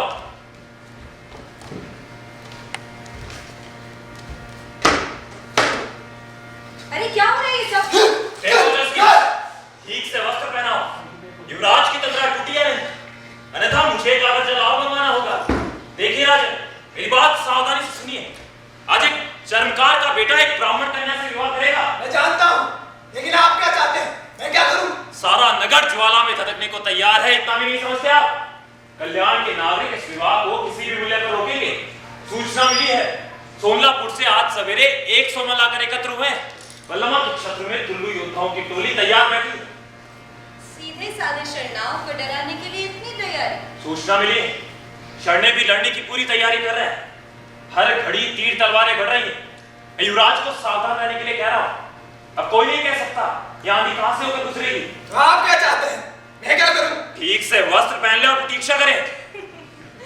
बूढ़ी गणिका की तरह। उल्लास हास मधुरास मिटाता सजन सजनी किसका, उल्लास हास मधुरास मिटाता सजन सजनी किसका, आ सजन सजनी किसका, आ सजन सजनी किसका, सजन सजनी सजनी किसका,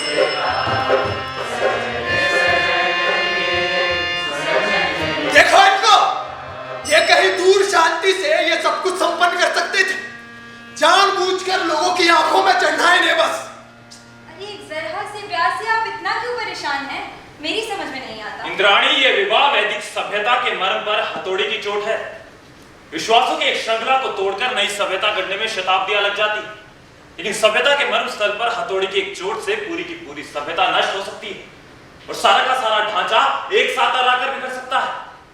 ग्लानि की बात यह है कि इस कार्य के पीछे कोई अधीर अछूत नहीं, कोई अज्ञानी शूद्र नहीं, केवल एक ब्राह्मण ही है। मैं नहीं समझ पाता कि वो ये सब क्यों कर रहा है। यदि जाति प्रथा का ढांचा इतना विशेला है जैसा कि वो कहता है, तो ये समाज इतनी सदियों से स्वस्थ कैसे है? क्यों ये शूद्र या नार्य जिन्हें जाति प्रथा से पीड़ित कहा जाता है इसे क्यों अपना ले? बंद भी करो पंडित, विवाह तो हो चुका कब का पूरा। खून कब बहेगा? लड़ाई कब होगी? हाँ, विवाह हो चुका लेकिन खून नहीं बहा। लेकिन क्यों नहीं बहा? इसका अर्थ है शरणाओं की रक्षा की गई। कौन करेगा रक्षा? और कौन कर सकता है? राजा। सिर्फ उनके पास शक्ति है, लेकिन उन्होंने इसका उपयोग क्यों किया? मुझे आश्चर्य होता है, ये तो आत्महत्या है।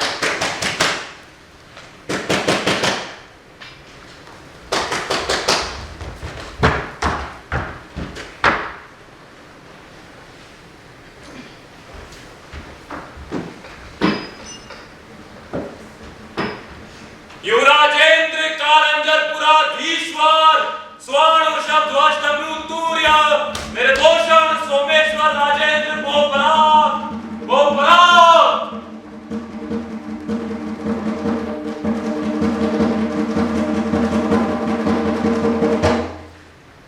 रुद्रप्पा, रुद्रप्पा, मेरी रात की पोशाक कहाँ है? रुद्रप्पा, तुम कौन हो? मैं रुद्रप्पा हूँ महाराज। रुद्रप्पा आज आया नहीं। मेरा पूरा सेवक मंडल आज तीरथ करने गया है। ये नहीं आया, वो नहीं आया। किसने भर्ती किया तुझे? मैंने रात की पोशाक मांगी थी, रात को तेरा बाप आएगा।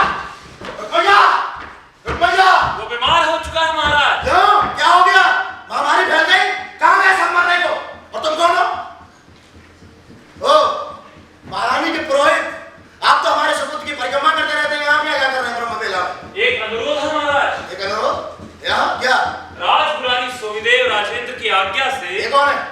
तुम्हारा मतलब मेरा बेटा? उसने उपाधि धारण की, किसी मंच पर अभिनय कर रहा है क्या? तरप्पा, तरप्पा। वो भी बीमार हो चुका है महाराज। विश्वासघात, षड्यंत्र, धोखा, इन लोगों ने मुझे घेर लिया है। मेरी तलवार कहाँ है? किस हरामी ने मेरी तलवार उठाई?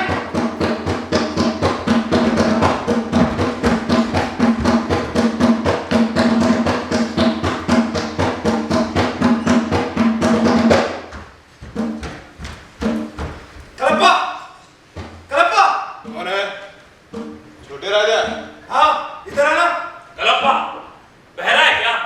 छोटे राजा बुला रहे हैं। किस लिए? मैं क्या जानूं? युवराज को यहीं से जवाब दे रहे हैं। अरे जाता क्यों नहीं? मैं हूं यहाँ।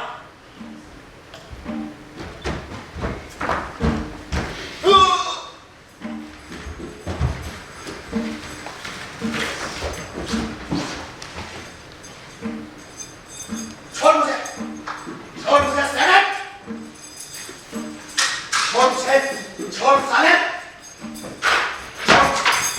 छोड़ मुझे,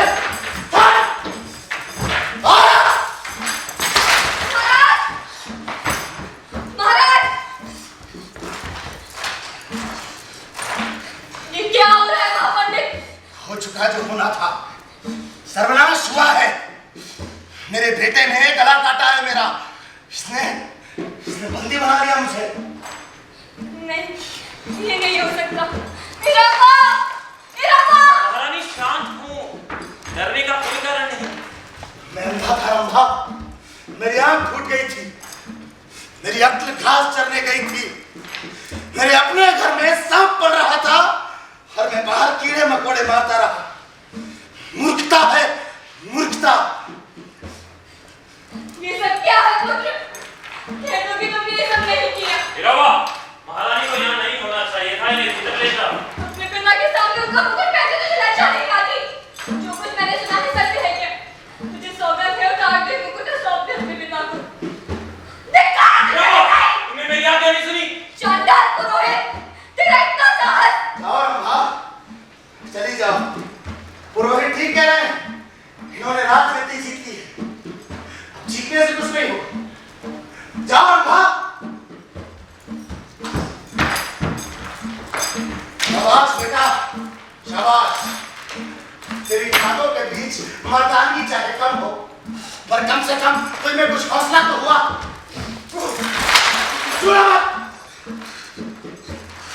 किससे सीखा तूने? कलम्बा सीखा? कहाँ गया? कहाँ कलम्बा? क्या किया तुम लोगों ने उसके साथ? हत्या कर दी उसकी, मार दिया ना उसको। अरे ऐसा कैसे कर सकते हो तुम लोग? वो तो एक अबोध बालक की तरह था। आज के इस कलयुग में उसके जैसा दूसरा नहीं मिलेगा। उस पर हाथ कैसे होता तुम्हारा? तुमने कलम्बा को मार दिया और मुझे जीता छोड़ दिया। क्या मैं इस लायक नहीं कि तुम मुझे वही सम्मान देते जो तुमने कलम्बा को दिया? महाराज, सिंहासन एक केंद्र है, चारों ओर से घिरा होता है सामंतों से। उनके पीछे होते हैं भविष्यवक्ता, ज्योतिषी, दरबारी, महाबल और गुप्तचर। इस अंत चक्र के बाहर भी चक्र होते हैं, वे सब इससे बच जाते हैं। लेकिन कलप्पा का स्थान इसमें कहीं नहीं। वो निष्ठावान था, इसलिए सबसे खतरनाक था। बहुत बड़ी जीत हो गई पुरोहित, सावधान, नहीं तो अपनी जीत से कपट कर जाओगे। क्षमा चाहता हूँ महाराज, हमने कोई विश्वासघात नहीं किया। हमने कलयुगिया वंश का नमक खाया है और आज भी हमारी निष्ठा उसी के साथ। सारे राज्य में शिलान्यास और घोषणाएं कराई जा रही हैं। वंश परंपरा सुरक्षित रहेगी। सम्राट ने वानप्रस्थ तय किया, इसलिए उन्होंने स्वयं की इच्छा से राजपुरानी सोमदेव को स्वयं सिंहासन पर बैठा दिया। अपने 4 वीर पुत्रों के होते मैं इस मूर्ति को सिंहासन पर बैठाऊंगा। कौन विश्वास करेगा इस बात का? राज्य के लोग हंसते हंसते मर जाएंगे। ये बाजी तो तुम जीत गए, पर ये मत सोचना कि अंतिम जीत तुम्हारी होगी। तुम मुझे विष देकर मारोगे भी तो कल्याण की सेना में विद्रोह हो जाएगा। मेरे चारों पुत्र पूरे दल बल के साथ चढ़ाई करेंगे तो जिंदा मुझे तुम रखोगे। देखते हैं तुम्हें कब तक करते हो। महाराज, विवाह वाले दिन आपने बीच बचाव न किया होता तो शरणाओं की दुर्गति उसी दिन हो जाती। आपने उन्हें बचाया क्यों? आपने दुश्मनों को बढ़ावा दिया, आपने इस महानाश को बुलावा दिया। क्यों किया आपने? मैं बताऊंगा तो तुम समझ सकोगे। मैं ब्राह्मण हूँ, समझना मेरा धर्म है। ये बात तुम्हारी समझ से परे भी हो सकती है पुरोहित। रेगिस्तान का प्यासा जिस ओर हरियाली देखता है बेचैन उसी ओर भागता है। इसी तरह संसार में जहाँ कोई भगवान नहीं, इंसान छोटे से छोटे चमत्कार के लिए भागा करता है। चमत्कार? कैसा चमत्कार? एक ब्राह्मण की बेटी एक अछूत के बेटे से विवाह करना चाहती है और उसकी मदद के लिए 2 लाख लोग खड़े हो जाते हैं। ये चमत्कार नहीं तो क्या है? मेरे राज्य में हुआ है ये, बसवन्ना ने किया है। मैं कैसे रोक लगाता हूँ? राज्य को चमत्कार नहीं, प्रकृति के धर्म से विद्रोह है। मैंने कहा था ना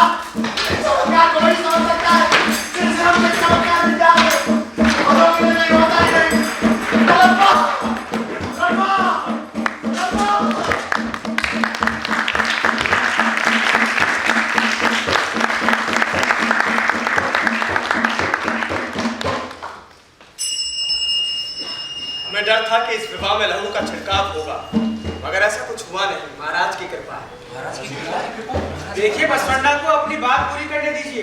राजा ने हमारी रक्षा की, मार काट नहीं हुई। वो चाहते तो हमें इस कल्याण नगरी से खदेड़ सकते थे, इस विवाह को रोक सकते थे। मैं कहूँ आप तो राजा को ज्यादा ही चढ़ा रहे हो। वो होते कौन है बिहार रोकने वाले भला? 2 लाख शरणों से दुश्मनी लेना कोई खेल है? जो वो लड़ने को आते तो हम क्या अपने हाथ जोड़कर मान लेते? अरे दिखा देते हम भी। हम लड़ना पिड़ना नहीं चाहते, इसका मतलब ये नहीं कि वो कुछ भी करे बसवन्ना।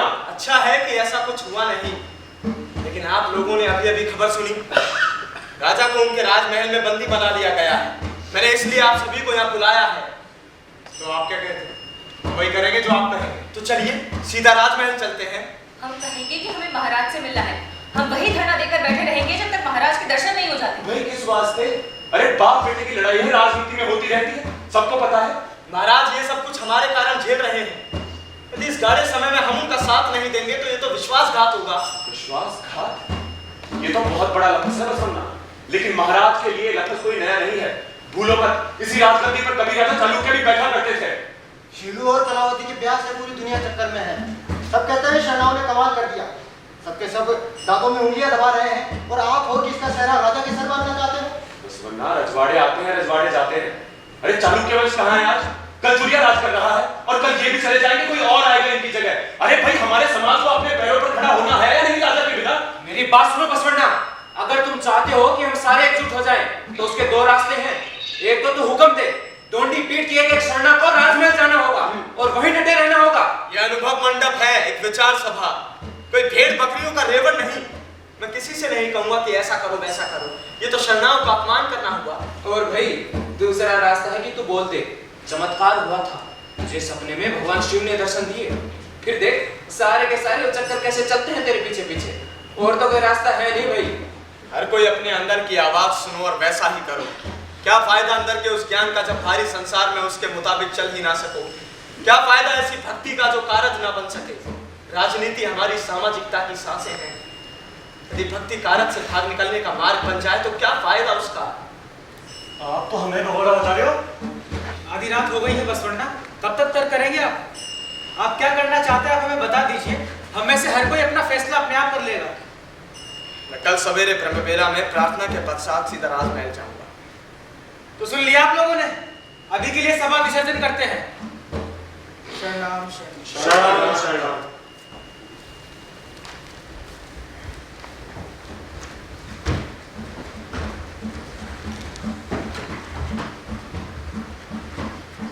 मैं पुकारता हूं, हे शिव सृजनहारे, मेरी वाणी रोती है। हे शिव सृजनहारे, क्या कभी उत्तर ना दोगे तुम? मैं बार बार पुकार रहा हूं तुम्हें, सदैव मौन बने रहना है। और संगम नदियों के महादेव, कब तक मौन बने रहोगे तुम?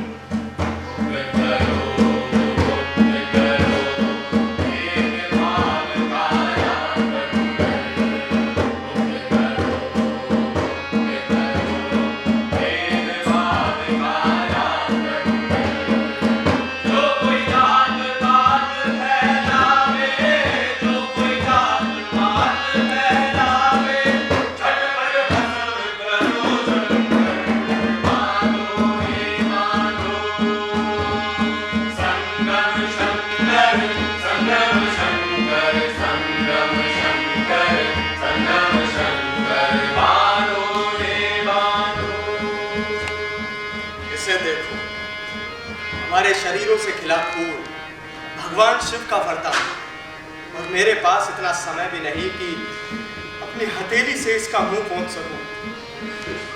हम नगर के बीचों बीच घर बनाने में इतने मग्न हो गए, हम तो हाट बाजार घर को आए थे, ये भी भूल गए हम। हाँ गंगा, तुम सही कह रही हो, मुझे भी यही लगता है। इस नगर के कोलाहल में भगवान शिव का स्वरूप कहीं डूबता सा नजर आता है। मैं कहीं एकांत में जाना चाहता हूँ, इस समुदाय की भीड़ भाड़ से कहीं दूर घूम सकूं फिर से तट पर। तब क्या करेंगे आप? मैं सीधा राजमहल जाऊंगा। वो मेरे साथ आए या ना आए, मगर इतना जरूर जानता हूँ कि ये रात इस घर में मेरी अंतिम रात है। ठीक है, अपनी कुटिया छोड़ चले जाओ। महलों का क्या एहसान, क्या कल सारा कर्ज चुका दूंगा। राजमहल की ओर परली सपाट धरती मुझे पुकार रही है। उस धरती को करने वाला एक शरणा है। टले हुए रूपों को पिघलाकर जो धरती में मिलाता है वो भी एक शरणा है। रूप अरूप सब मिल जाते हैं और संगम नदियों के महादेव। मैं भी एक शरणा हूं और तू भी एक शरणा है।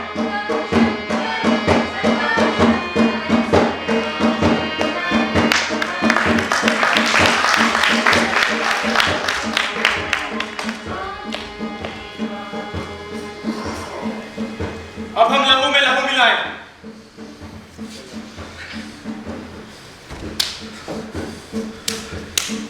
हम सबका लहू एक साथ बहता है। हम सब एक हैं। ओम नमः शिवाय, ओम नमः शिवाय, ओम नमः शिवाय, ओम नमः शिवाय। वो बूढ़े अब तक बहस कर रहे हैं। अरे उनकी जिद्दों में बसवन्ना का छप्पर उड़ जाएगा। इसलिए आज से हम जिम्मा लेते हैं, शिव के विरोधियों का नाश करेंगे। ओम नमः शिवाय, ओम नमः शिवाय, ओम नमः शिवाय, ओम नमः शिवाय। अपनी अपनी सूचनाएं दो। मल्ली पहले तो केवल 5 मुद्राएं देनी होगी। राजमहल का रखवाला राजचप्पा सारे खुफिया रास्ते बताने को तैयार है। कौन से खुफिया रास्ते? महल के अंदर जाने के। सचमुच तुम्हें पक्का पता है? मैं दिखाऊंगा तुम्हें वो रास्ते। तुम कैसे जानते हो वो रास्ते? बचपन में पिताजी के साथ में राजमहल जाता रहता था। मतलब तुम्हें तो पहले से ही मालूम था कि महल के अंदर कैसे जा सकते?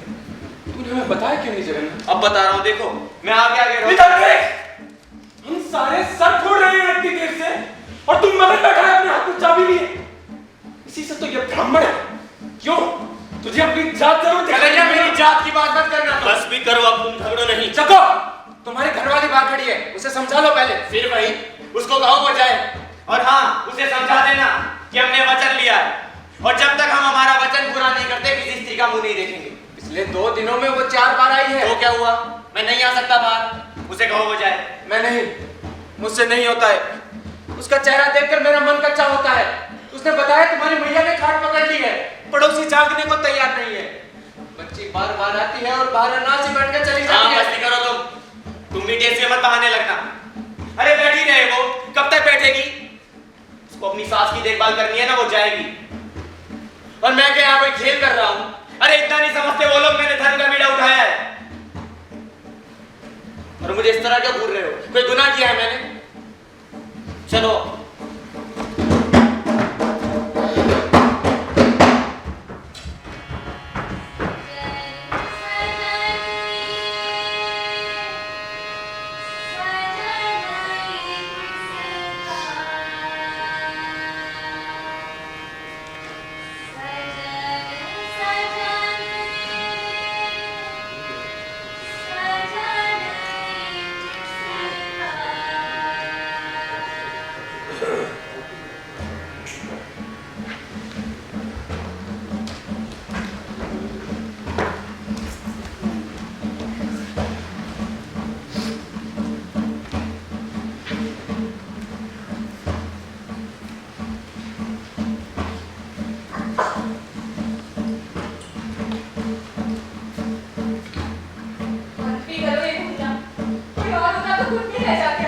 तुम्हें क्या है? तुम सो जाओ। इसे पशुओं की तरह हरकत कराने से क्या हो जाएगा? इससे क्या हमारी संतान सुधर जाएगी या बचपना आ जाएंगे यहाँ? बचपना? बचपना से तुम्हारा क्या मतलब है? क्या बात है ये? आपके यूं घूमते रहने से बचपना नहीं आ जाएंगे यहाँ। अरे दरकार किसे है उसकी यहाँ? तुम्हारा सिर फिर गया क्या? मैंने तुम्हें बताया नहीं कि मैं खुद मना कर चुका हूँ उसे, फटकार चुका हूँ। उसे यहाँ क्यों आना? और वैसे भी कुछ नहीं बचा मेरे और उसके बीच, और मैं उसके बारे में सोच ही नहीं रहा था, समझी तुम? झूठ मत बोलिए, मुझसे तो बिल्कुल भी नहीं। 25 वर्षों क्या? 25 वर्षों से आपके साथ हूँ, जानती हूँ, आपको देख रही हूँ। उसका नाम आपके सर में बवंडर की तरह चक्कर काट रहा है। चुप करो, खबरदार! अच्छी बात है, तुम सही हो। मैं उसी के बारे में सोच रहा था, और क्यों ना सोचूं? मैंने हमेशा उसके आंदोलन का साथ दिया है, आज वो मेरा साथ दे सकता था। अगर वो सब यहाँ आ जाते राजमहल के सामने, तो इतने वर्ष तो मेरा ये सफोलिया लेने लग जाता था। बसवन्ना नहीं आएगा क्योंकि मैंने उसे मना किया है, और उसके चेहरे घमंडी है, सनकी है। और बसवन्ना किसी से ये तो कहने से रहा कि ऐसा करो वैसा करो, क्योंकि वो इस तरह का है ही नहीं। पर मुझे एक बात समझ में आ गई कि किसी के भी बारे में कुछ भी पक्का नहीं कहा जा सकता। क्यों मेरा जान टूट गया? आइए मेरे पास बैठिए। मेरी ही गलती थी रंभा।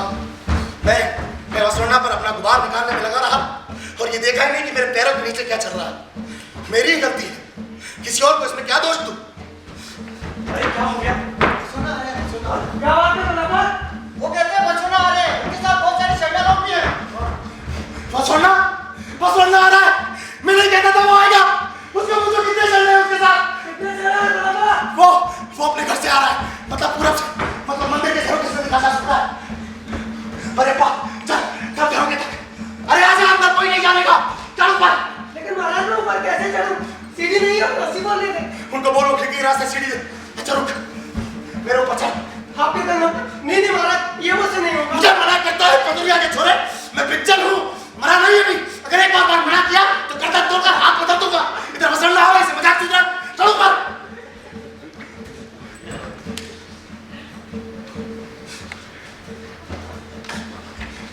बता क्या देख रहा है तू? खिड़की अभी और ऊंची है महाराज। अरे तो खड़ा हो जा मेरे ऊपर, मैं राजा हूँ, तुझे गिरा थोड़ी सकता हूँ। वसुंधरा आ गया रंभा, वसुंधरा आ गया।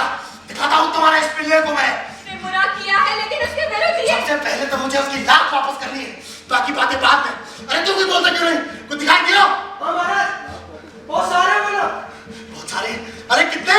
बहुत सारे महाराज, लेकिन बहुत दूर है। अच्छा बता कौन कौन सी गलियां भर गई? महाराज रावण सिद्धेश्वर मंदिर के चारों ओर गेरुआ गेरुआ, सब कहीं गेरुआ। बहुत अच्छे। रावण सिद्धेश्वर मंदिर के परे धोबियों का मोहल्ला है और उसके परे बढ़इयों का, उसके इस तरफ पुरानी तहसीलदारी है। ये सारे मोहल्ले शरणाओं से भरे होने चाहिए, गेरुए रंग का समंदर होना चाहिए। वो 50,000 भी होंगे तो ये सारी जगह ठसाठस भर जाएगी। नहीं महाराज, नहीं महाराज, नहीं महाराज से क्या मतलब है? महाराज सारी जगह पर लोगों की भीड़ है, नागरिकों की। शरणा लोग भी बहुत तो है, लेकिन रावण सिद्धेश्वर मंदिर के चारों ओर ही है। थोड़े बहुत धोबी बाड़े में भी है, बड़े बाड़े में तो कोई नहीं दिखता महाराज। इसका मतलब उनका जुलूस पुरानी तहसीलदारी की अगली तरफ से गुजरा होगा। नहीं महाराज, उधर भी कोई नहीं है। अरे यार तू क्या ठीक से देख। भैया कुत्ते के पिल्ले, नहीं मालूम मंदिर के भीतर घुसना तुझे मना है? अरे सिर फिर गया तेरा, निकल बाहर, तो कोड़े लगेंगे। मैंने आदेश दिया था इसे।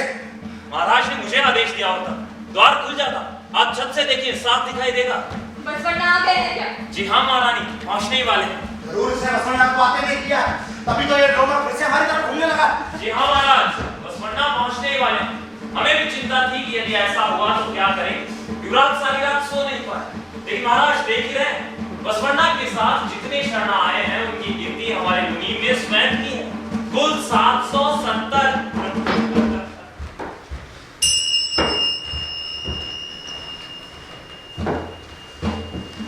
तो तुम आ गए वसुंधरा, अच्छा किया। लेकिन ये कौन सा तरीका है एक दूसरे से मिलने का? हाँ महाराज, मैं आ गया और मुझे आना ही था, और जिन्हें मेरे साथ आना था वो भी आ चुके हैं। लेकिन मैंने कहा नहीं था कि तुम आओ, तुमने भी नहीं बताया था तुम आओगे, पर तुम आ गए। तुमने धोखा नहीं दिया वसुंधरा। आप कैसे हैं महाराज? मैं बिल्कुल ठीक हूँ, मस्त भैंसे सा मखाने के लिए तैयार मुझे क्या होगा? और महारानी कैसी है? वो ठीक नहीं है, थोड़ा ज्वर है और फिर ये मौसम में एकाएक बदलाव है, तो तुम तो जानते हो। तुम जाओ वसुंधरा, तुम जाओ। अब तुम्हारे यहाँ रहने से कुछ चलेगा नहीं, तुम जाओ। मैं जा रहा हूँ महाराज, अब कौन जाने कि हम कब मिलेंगे। मैं जा रहा हूँ, लेकिन ईश्वर के आशीर्वाद को अपनी इच्छा और अपने लालच के लिए तोड़ने मरोड़ने की कोशिश गलत है। उसकी इच्छा ही हमारा जीवन है, उसे पीड़ा देने दो, इससे उसका हमारे ऊपर ध्यान तो है। यही हमारी विजय है, समझो। तुम्हारी यही बड़ी मुश्किल है, मैं तुम्हें कभी समझ ही नहीं पाता। इस बात को तुम सीधे तरीके से भी कह सकते थे। अरे अब तो सीधी बात करो वसुंधरा। करता हूँ महाराज, भगवान शिव पर भरोसा रखो, चाहे कुछ भी हो जाए। ये नहीं होगा मुझसे, ये बहुत कठिन है। संभव है यदि आप में आस्था हो। तुम्हें याद है जो भक्त है वो कभी मांगता नहीं, जो योद्धा है वो कभी भागता नहीं। भक्त को मांगना नहीं चाहिए, योद्धा को भागना नहीं चाहिए। और संगम नदियों के महादेव, मैं कभी भागूंगा नहीं, मैं कभी मांगूंगा नहीं। तुम्हें याद है ना? उसमें आस्था रखो महाराज। मैं कपटी संगम जा रहा हूँ उसी आस्था की खोज में, जहाँ नदियां मिलती हैं। शरणो शरणा महाराज, शरणो शरणा।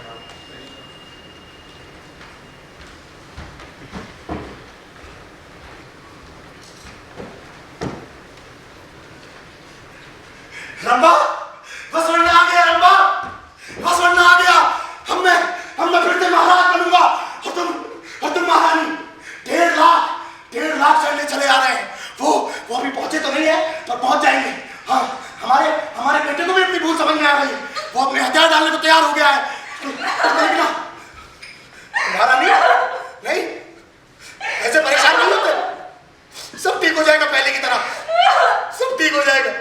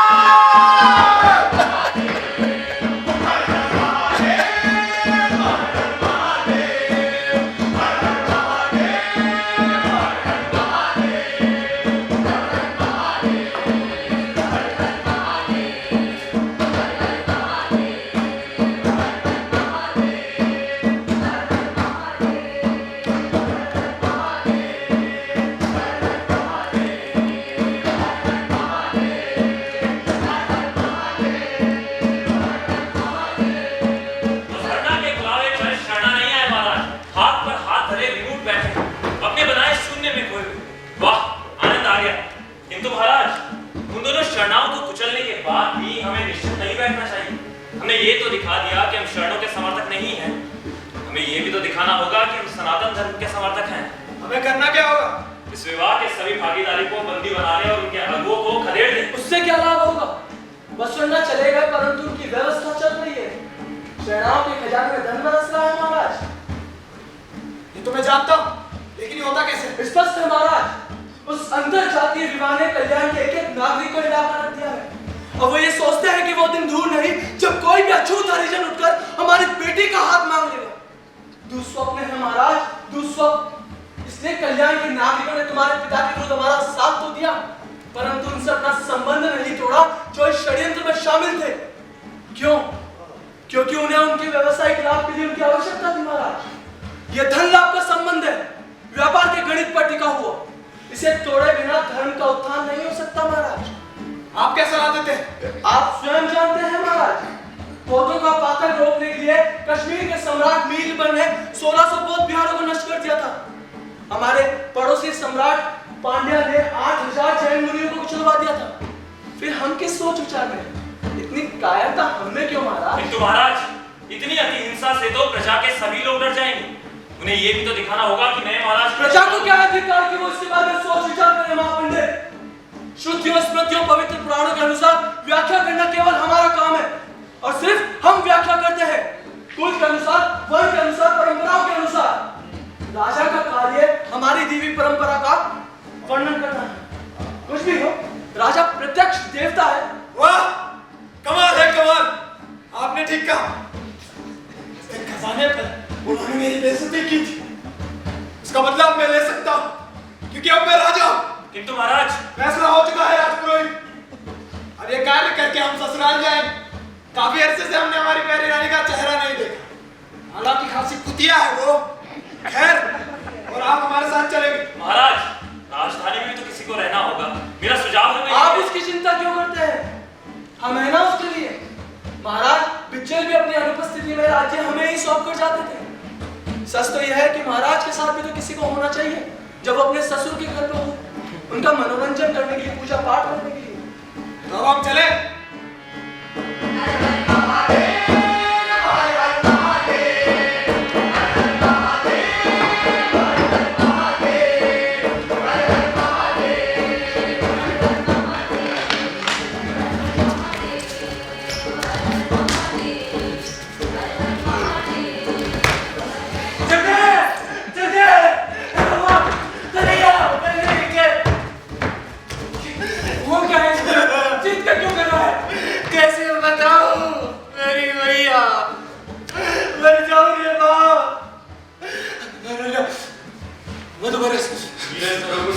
क्या हुआ हरल्या को? क्या बक रहे हो तुम?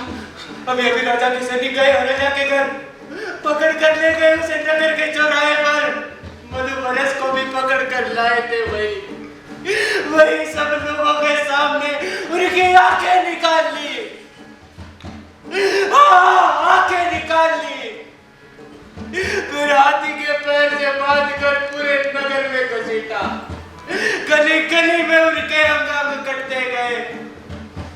हाड़ मार चिल्ला चिल्ला कर मर गए वो लोग। और किसी ने रोका नहीं उनको? नहीं, वो देखते रहे अपने घरों से, किसी ने नहीं रोका उन्हें। वो लोग गांव के मुहाने पर उनकी लाशों को सूली पर टांग रहे हैं। अरे थूक कर गए हमारी मर्दानगी पर। कायर है हम सब, 10 बार कायर है। अब चूड़ियां पहनो और नाचो। मैंने तो पहले ही कहा था रे मल्ली, कुछ करना चाहिए था। हाँ कहा तुमने, हमेशा मैं कहा करता था इससे, लेकिन मैं जो कुछ भी कहता था इसको उसमें मीन निकालनी थी कि ये ऐसे नहीं, ये वैसे नहीं, ये क्यों, वो क्यों। एक नमक और खाना तूने तो बस भी करो कलैया, जगो तुम भी चुप करो। घर के लोग कहाँ हैं? ललितांबा कहाँ गई? ललितांबा गई है कलावती के साथ उनका घर ठीक करने। मसील की माँ के बारे में क्या बताऊं, उसके घर वाले की लाश एक पोटली से बंधी पड़ी थी। उसने देखा तो दाढ़े मार मार चीखी, नगर की गलियों से भागती चली गई, न जाने किस तालाब किस कुएं में। कहाँ गई, कौन कहेगा। अरे हम इस तरह यहाँ बैठे नहीं रह सकते।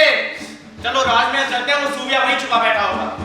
उसको नहीं पता हमको महल के खुफिया रास्ते बताएं, हम उसको पकड़ लेंगे। इस रास्ते चले, किस भी रास्ते जाओ कोई फर्क नहीं पड़ेगा।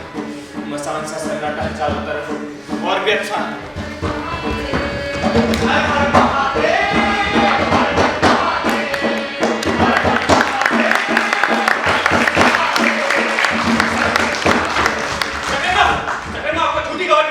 राजमहल के भीतर कोई नहीं है। सोवी देव दामोदर भट्ट के साथ भाग गए हैं। राजमहल खाली है, तुमने हमें पहले क्यों नहीं बताया? मैंने बुड्ढे के हाथों खबर भिजवाई थी। मैं बाहर आपकी बाट देख रहा था, मुझे मालूम नहीं था कि आप लोग अंदर आ जाएंगे, मुझे बताया भी ना। तेरा वो बुड्ढा गया होगा अपनी किसी पतुरिया के बुड्ढे पर। अरे दुनिया हंसेगी हमारे ऊपर। हम चले थे क्रांति करने के लिए, अब क्या हाथ लगा हमारे? ये अब इस पर विचार करने से कोई फायदा नहीं। चलो यहाँ से यहाँ रहने में खतरा है। हाँ, और बाहर जाके सबके सामने हाथों में चूड़ियां डालो। क्या करना है बता रहा है, लेकिन राजमहल खाली है। केवल वो पागल है यहाँ। कौन सा पागल? पुराना राजा वो बिज्जत। लोग कहते हैं रानी के मरने के बाद वो पागल हो गया है। उसने महल छोड़ने से मना कर दिया है। किधर है वो? रानी के कमरे से बाहर निकलता ही नहीं वो। वहाँ कोई सैनिक है? सारे के सारे सैनिक अपने अपने स्वामी के पीछे भाग गए, और इस मार धाड़ में वो गुड्डा जाता भी कहा। राजप्पा वो जहाँ है उसी के पास ले।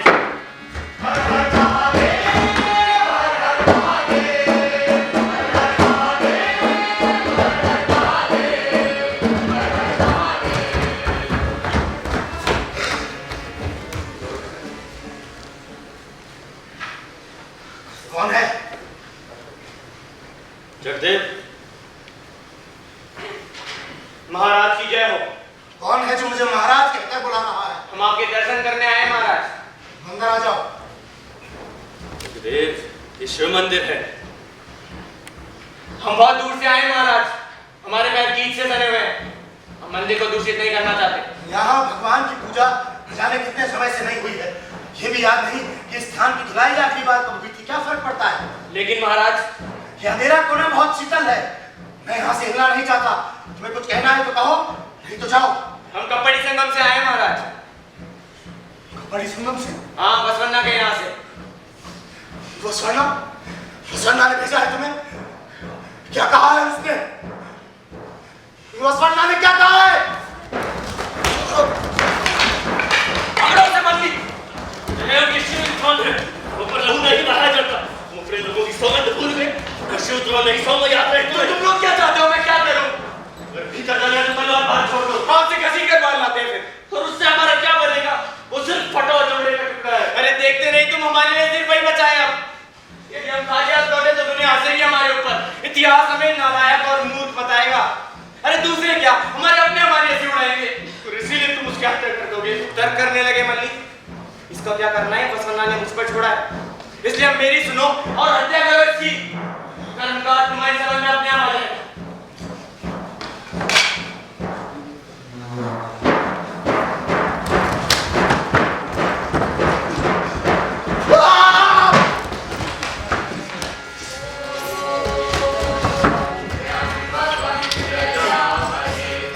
इसी को कहते हैं पिक्चर की पकड़।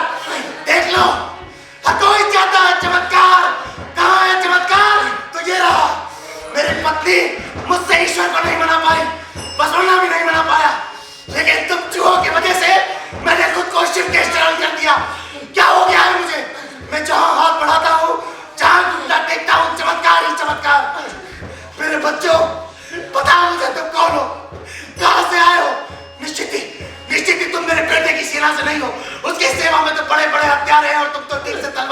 बता सकते। मैं तुम में से एक को चूहे की तरह मसक कर नहीं सकता हूँ, पर बहुत कर चुका मैं ये सब। बताओ मुझे तुम कौन हो, कहाँ से आए हो? हम शरणार्थ हैं महाराज।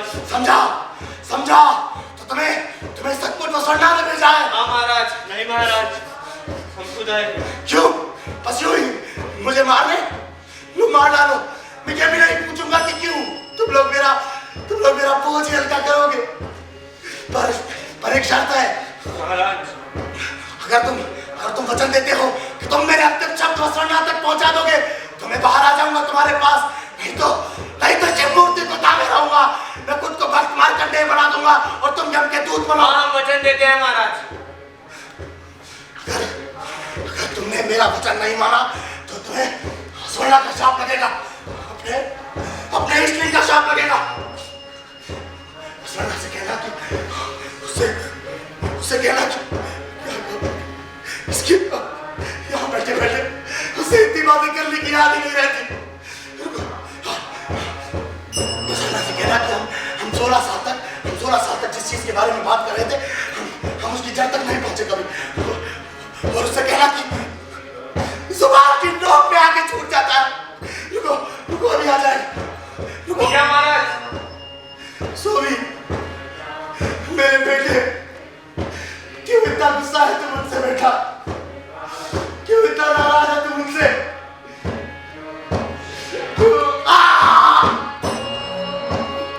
क्यों बेटा, क्यों इतना गुस्सा है तुम मुझसे बेटा? मैं सोवी नहीं हूँ, मैं तुम्हारा बेटा नहीं हूँ। सोवी, तू मेरा बेटा। मैं तुम्हारा बेटा नहीं हूँ।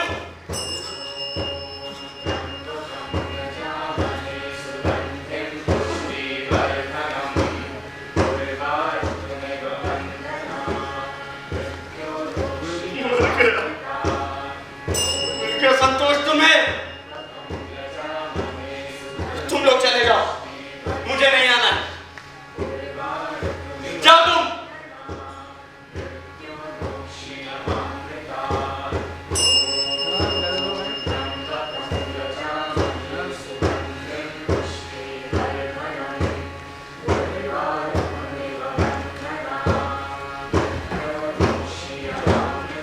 तो ये है तुम्हारा मंदिर बसवन्ना।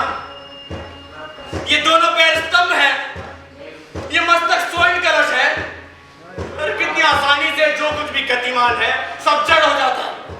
एक साधारण से धक्के से जो कुछ भी है स्थिर है सब स्थिर हो जाता है।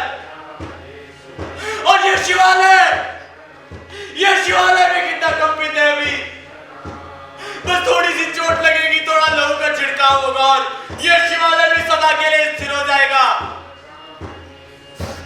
तो तुम देख रहे हो ना बसवन्ना, मेरे पिता मृत्यु के भय से रोया करते थे, लेकिन मैं नहीं डरता, शिवद्रोह से भी नहीं डरता मैं।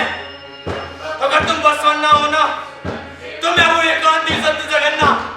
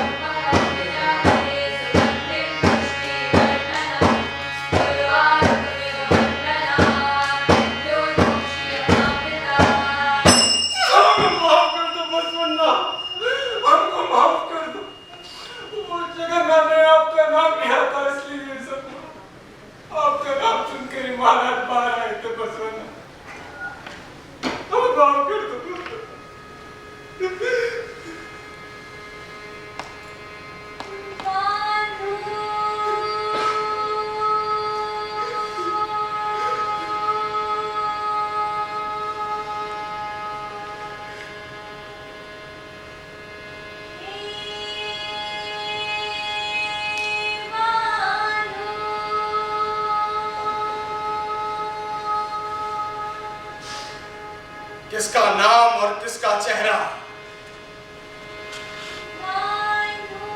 किसका घाव और किसका लहू, ये तो मेरा ही शव है और मैं ही राजा का हत्यारा हूं। गाजे बाजे सब बंद हुए, रोशनियां बुझ गई, राहें सूनी सारी जगती मौन हुई। और संगम नदियों के महादेव, अब मुझे गर्भगृह को लीन करो अपनी ज्वाला में। हे पिता, हे आलोकमय, अपने आलोक, अनंत आलोक।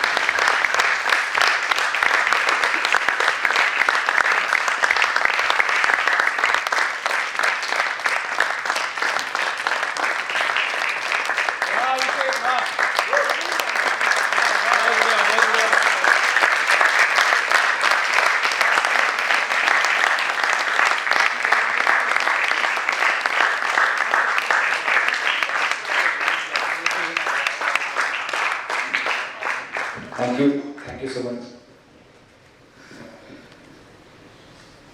मंच पर चलते बिल्कुल से आपका परिचय करा दूं। जो इस पूरे नाटक का संगीत प्रभाव था, संगीत प्रभाव की टीम अमित चौधरी, सरगम भटनागर, सुधांशु शुक्ला, श्वेता चौलकाय खत्री, हिमांशु जैन, शिखा सक्सेना और राहुल पाल। इस पूरी टीम ने नाटक का म्यूजिक तैयार किया, गाने कंपोज किए, सारी रिदम सब कुछ इन सब लोगों का डिजाइन किया। नाटक में प्रकाश व्यवस्था केशव पाराशर और अमित चौधरी।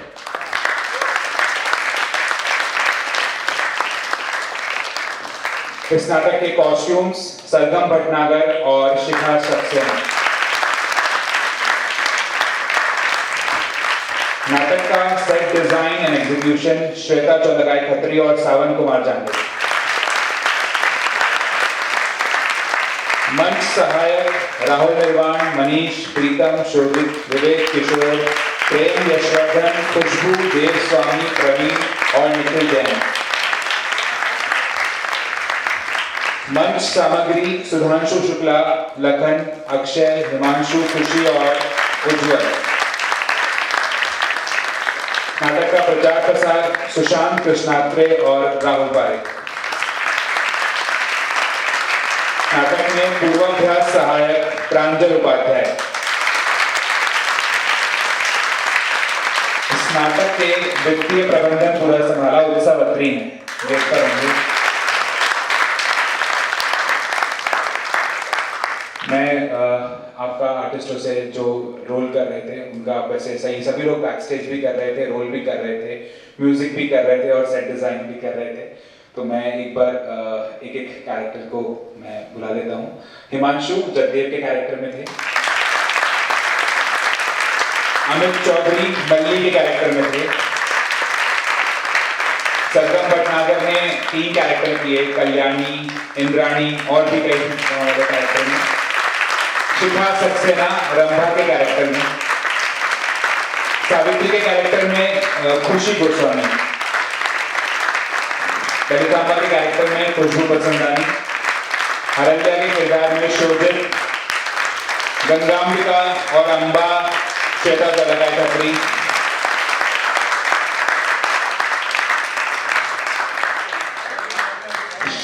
शर्णा और सैनिक लक्ष्य।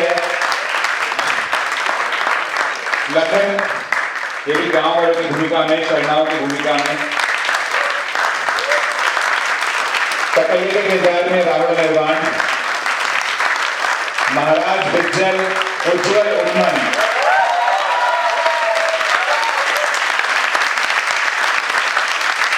सूर्यदेव के किरदार में देव स्वामी। सैनिक के किरदार में मनीष, साम्बशिव शास्त्री और शर्णा राहुल पारेख। पुरोहित के किरदार में निखिल जैन। शर्णा के किरदार में यशवर्धन सिंह चारण, शर्णा और मधुबरस। विवेक शर्णा के किरदार में और भी कई किरदार में उन्होंने किए नाटक में। शर्णा में प्रांजल उपाध्याय।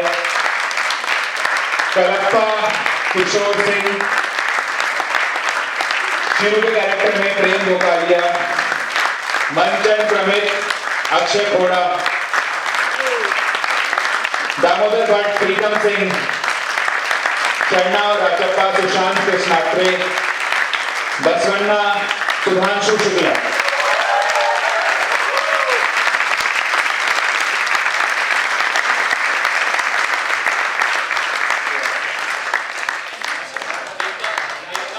मेकअप असलम पठान। पूरे नाटक का मेकअप किया हुआ असलम भाई ने किया है, असलम पठान। बैक स्टेज में हमारे साथ में याशिका,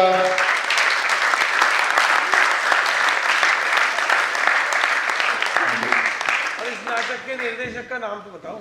नाटक का निर्देशन मैंने किया है अभिषेक।